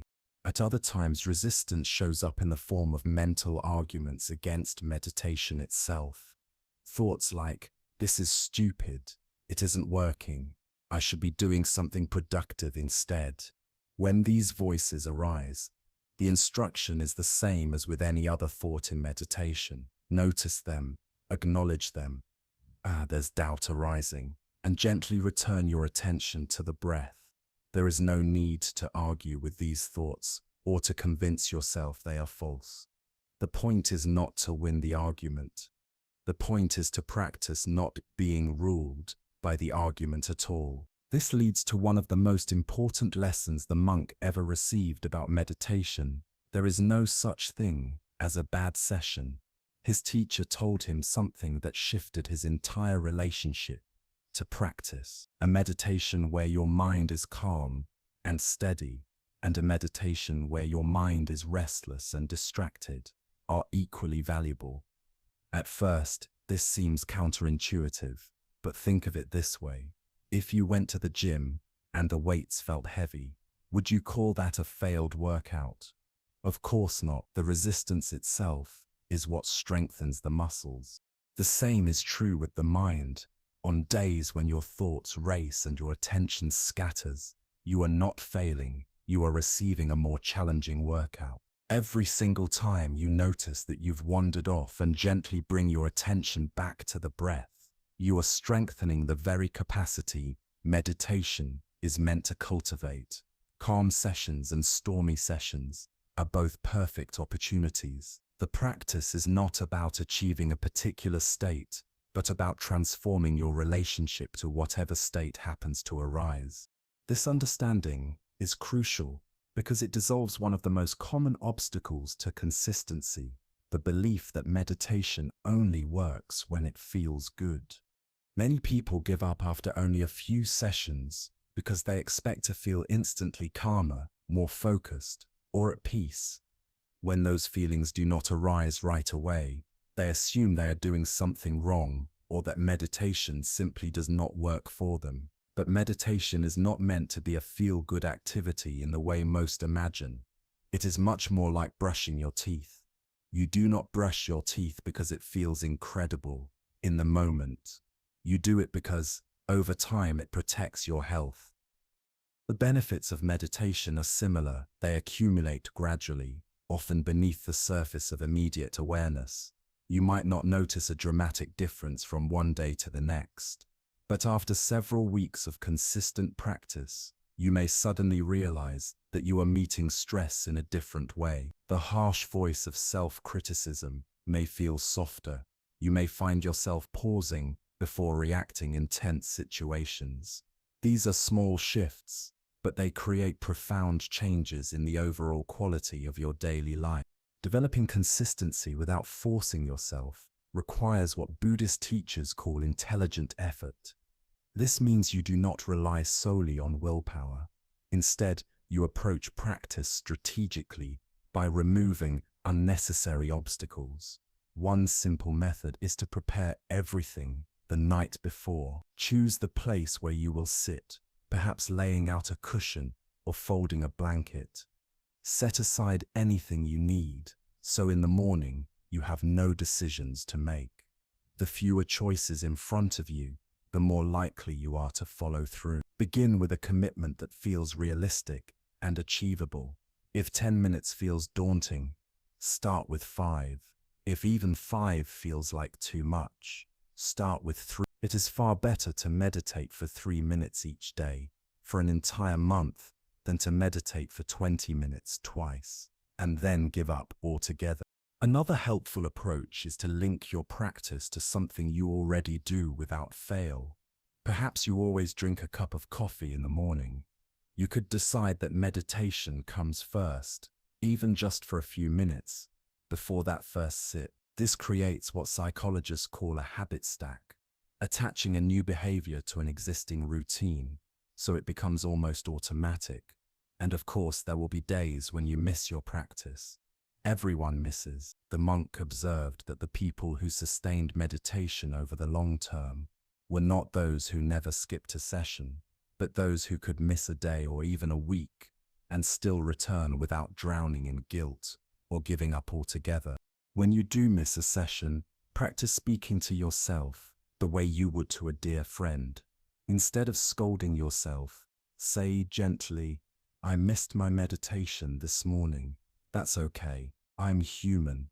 I can begin again tomorrow." This attitude of self-compassion makes it easier to re-establish your routine. It does not weaken your commitment. It actually strengthens it by removing the harshness that so often drives people away from practice. Over time, as your daily meditation becomes more familiar, you may notice a natural desire to explore further. Many people find that attending a retreat can accelerate their understanding and deepen their commitment. These retreats do not have to be long, month-long stays in remote monasteries. Many Buddhist centers offer shorter options such as weekend retreats, single-day programs, or even half-day gatherings that can fit into a busy modern schedule.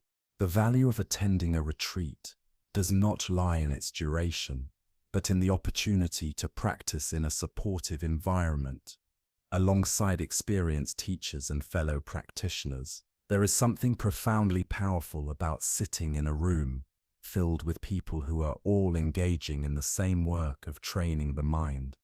It normalizes the difficulties that arise during meditation: restlessness, resistance, distraction, or self-doubt. In that setting, You begin to recognize that the challenges you face are not unique to you. Everyone struggles with the same wandering thoughts and the same critical voices. The idea that you are somehow uniquely bad at meditation begins to lose its grip on you. Buddhist centers also provide something equally valuable, the gift of community. Although meditation may appear to be a solitary pursuit, it has traditionally been practiced within the context of supportive relationships with teachers, mentors, and fellow practitioners. Having even a few people in your life who understand what you are attempting and why can be profoundly encouraging. They remind you that the path you are walking is shared, that you are not alone in your struggles or in your discoveries. If it is not possible for you to attend a retreat or connect with a local center, there are now countless online communities, courses, and resources. The important point is to find some form of guidance or encouragement beyond the narrow frame of your own solitary effort. Even reading books written by seasoned practitioners or listening to recorded talks by respected teachers can provide the perspective and inspiration you need to sustain your practice. It is worth remembering that Buddhism is not a modern invention. These teachings and methods have been refined, tested, and transmitted for over 2,000. Millions upon millions of practitioners have walked this path before you, encountering the same mental obstacles and discovering the same truths about the nature of the mind and the roots of suffering. You are not attempting to invent the path from scratch, nor are you left to figure it out entirely on your own. There is a lineage of wisdom behind you, a river of guidance flowing forward to support you. The monk also learned that mindfulness is not meant to remain confined to the cushion or the meditation hall. It becomes even more transformative when woven into the fabric of daily life. Formal sitting meditation is only one form of practice. You can bring the same quality of attentive presence to ordinary activities, walking, eating, washing dishes, brushing your teeth, or even waiting in line at the store. These informal practices often feel more accessible and immediate, and they can be just as powerful in reshaping the way you experience your life. You might begin with a simple experiment. Choose one ordinary activity that you do every day, such as making coffee, walking to your car, or brushing your teeth, and commit to doing it mindfully for an entire week. Instead of letting your thoughts wander toward the day's worries or yesterday's unfinished business, direct your full attention to the sensations of the present moment, the movements of your body, the textures, the smells, the sounds. Notice how even the most routine actions shift in quality when you are truly present with them. What once felt mundane can become unexpectedly vivid and even satisfying. This is what it means to live meditatively, not escaping from daily life, but fully inhabiting it. As we have explored throughout this journey, the ultimate goal is not to become a flawless meditator or to achieve some exalted state of consciousness. The real purpose of practice is to cultivate the ability to be genuinely present for your own life as it unfolds, meeting joy and sorrow, clarity and confusion, success and failure with the same steady awareness and compassion. The practices we have examined are like tools in a well-stocked toolkit. Different tools serve different purposes. At times you may need the steady focus of breath meditation. At other times you may need the warm embrace of loving kindness practice. In certain moments you may turn to the spacious awareness that allows thoughts to pass, like clouds drifting through the open sky. The monk eventually discovered that as his practice deepened and matured, he relied less on formal techniques and more on a pervasive quality of mindful presence that accompanied him everywhere. Rather than depending on particular conditions or methods, he developed an unshakable capacity to rest in awareness itself, an awareness that could be accessed anywhere, at any time. This, he realized, is the true fruition of practice, the discovery of a freedom and stability within that does not depend on external circumstances, but is always already available. But this development does not arrive through force, nor through restless striving. It unfolds gradually and organically as a natural consequence of consistent engagement with the practices. What is asked of you is not perfection, but patience. Trust the process. Trust your own innate capacity for growth, for awakening, for deepening presence. Trust that every moment you devote to cultivating awareness and compassion is not wasted, but is quietly reshaping the fabric of your being. Each breath of attention, each act of kindness toward yourself contributes not only to your own well-being, but also to the well-being of everyone whose life you touch. And now, as we draw near to the closing of this journey together, let us reframe what closing means. Perhaps end is not quite the right word. What has unfolded here feels less like a conclusion and more like a beginning, the opening of a door that once glimpsed can never fully close again. Take a moment to notice where you are right now. Maybe you are sitting in the very same place where you began listening hours ago. Or perhaps you have moved through different spaces as these reflections have unfolded. Either way, something is undeniably different. Not only has your understanding shifted, but the very quality of awareness present in this moment carries a new spaciousness. Can you feel it? The way your relationship with your own thoughts has softened, even if only a little. That shift is not something given to you from outside. It is something you remembered. It was always there, quietly waiting for you to come home to it. At the beginning of our time together, I invited you to share where you were listening from. Some of you may have typed a city name, a country, into the comments. Others may have simply held the sense of connection quietly in your heart. Now, I invite you to expand that awareness. Right now, wherever you are part of an invisible circle that spans the globe. Someone is listening to these words in a quiet cafe in Tokyo. Someone else is in a bedroom in São Paulo. Other walks slowly through a park in Stockholm. Different time zones, different languages, different circumstances, yet all united in this moment of turning inward. Each of us choosing presence over distraction, choosing kindness toward the mind instead of warfare against it. And this is not only a poetic image, it points to something profoundly real about the nature of consciousness and connection. When you practice presence, when you cultivate compassion for yourself, when you discover that you can be the sky rather than the passing clouds, you are not simply tending to your own suffering, you are participating in the healing of the world. The monk came to know this truth deeply after years of practice. Every moment of awareness, every decision to respond rather than react, every time pain was met with compassion instead of resistance. None of these moments were small or insignificant. They carried ripples far beyond the boundaries of his own life. Consider your own experience. Reflect on how differently you move through the world when you are grounded, centered, and peaceful compared to when you are stressed, scattered, and reactive. Notice how your tone of voice shifts when you speak to your family, how your patience changes when you drive through traffic, how your kindness or harshness colors interactions with strangers, how clarity or confusion shapes the decisions you make. Everything changes when the foundation of your being changes.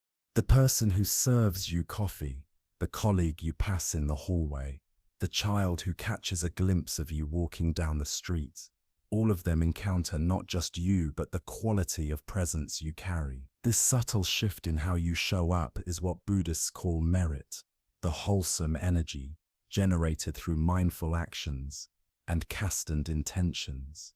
Traditionally, practitioners dedicate the merit of their practice to the benefit of all beings. This dedication isn't merely symbolic, it's a recognition of the profound truth that nothing we do ever happens in isolation. Every breath of patience, every act of kindness, every moment of awareness ripples outward, touching lives in ways we may never see. So, let's practice that now. Whatever peace you've touched during our time together, however small or vast, whatever insight has arisen, whatever softening has unfolded in your relationship with yourself, let's release it into the wider circle of healing that embraces all beings. If it feels right, place your hand gently on your heart. Take a breath that's a little deeper than usual and silently offer this intention. May whatever peace and understanding I've found here not end with me. May it extend outward to all beings, near and far, known and unknown, seen and unseen, that they too may find freedom from suffering. May my journey towards self-compassion become part of the great weaving of compassion that holds the world.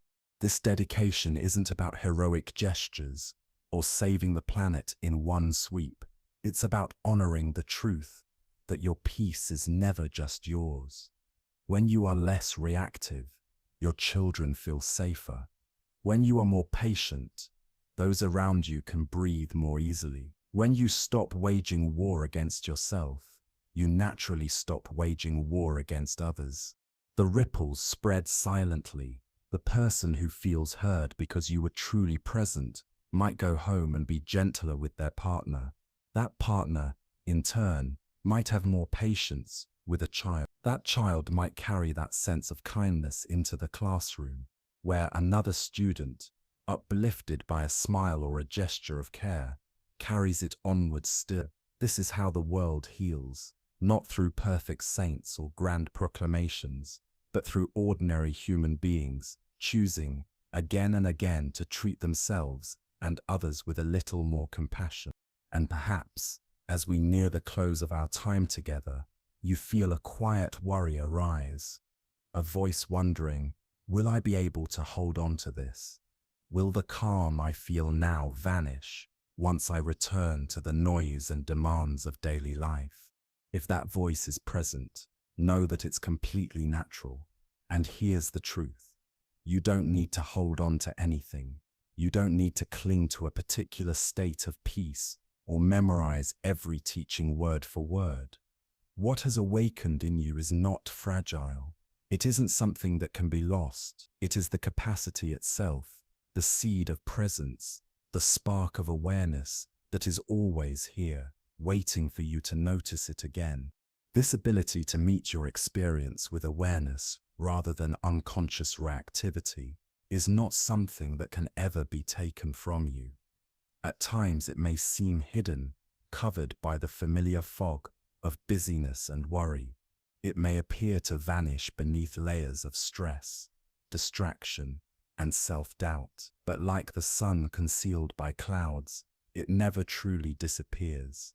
It is always here, always waiting, always just one conscious breath away. You don't need to become a flawless meditator. You don't need to sit for hours every day or retreat to a monastery for years. You don't need to transform into some untouchable figure who never feels sadness, anger, or confusion. What matters is remembering, even briefly, that you have a choice in how you meet the unfolding of your life. The path we've explored together is not about perfection. It's about returning again and again to kindness, returning to presence, returning to the vast, open awareness that can hold joy and sorrow, clarity and confusion, without being harmed by any of them. Some days the returning will be easy, like slipping into the embrace of an old friend. Other days you'll forget completely, caught in familiar patterns of reactivity and self-criticism. But both are part of the path. Both are chances to remember the most radical truth. You are already worthy of love and compassion, exactly as you are, not as some imagined improved future version of yourself. Before we close, I want to share with you one of the Buddha's most poignant teachings. Near the end of his life, he spoke these words to his disciples: "Work out your salvation with diligence." But when we look closely, the word often translated as salvation is mukti in Sanskrit, which more closely means liberation or freedom. And the word translated as diligence does not mean striving or forcing, but patient, gentle, persistent. So what the Buddha was really saying was this: work out your freedom with patient, gentle persistence. Keep returning to presence. Keep choosing awareness over unconsciousness. Keep meeting your own experience with kindness instead of violence, not out of obligation, but because this is the way home, home to yourself. Now, let us rest together in a few moments of shared silence. If it feels right, let your eyes close softly, or let your gaze fall gently downward. There is nothing you need to do, nothing to achieve. Simply be here as you are. Feel the natural rhythm of your breath flowing in and out. Notice the quiet space surrounding your body, the touch of air on your skin.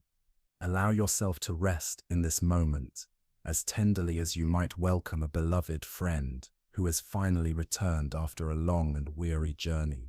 Remember, you are not your thoughts.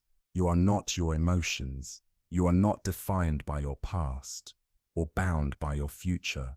You are the vast, conscious presence that sees, that feels, that holds all of these experiences without being limited by any of them. This awareness is your refuge. It has always been here, and it always will be. It never judges you, and it never abandons you. This presence has been with you through every single moment of your life, through joy and heartbreak, through clarity and confusion, patiently waiting for you to remember that you are far more than the stories you tell about yourself. Let yourself rest in that knowing for just a moment longer. Take one more conscious breath, feeling the precious gift of air entering your body, sustaining your life, and connecting you to the same vast atmosphere that surrounds every living being on this planet. And when you feel ready, gently allow your attention to return to your surroundings. Carry with you whatever peace you have touched here, whatever wisdom has quietly awakened, whatever love you have remembered. Know that what we have shared together doesn't have to end at this point. These teachings, these practices, and this sense of connection to something far greater than your individual struggles remain available to you at any time you choose to return. Perhaps you will listen to these words again tomorrow, or next week, or during a moment when you need to be reminded of what becomes possible when you treat your own mind with compassion. Perhaps you will seek out other teachers, discover other practices, or explore new ways of cultivating the peace and clarity that already belong to you as your birthright. And perhaps you will come to see that the greatest teacher you will ever encounter is your own willingness to meet each moment of life with open-hearted awareness.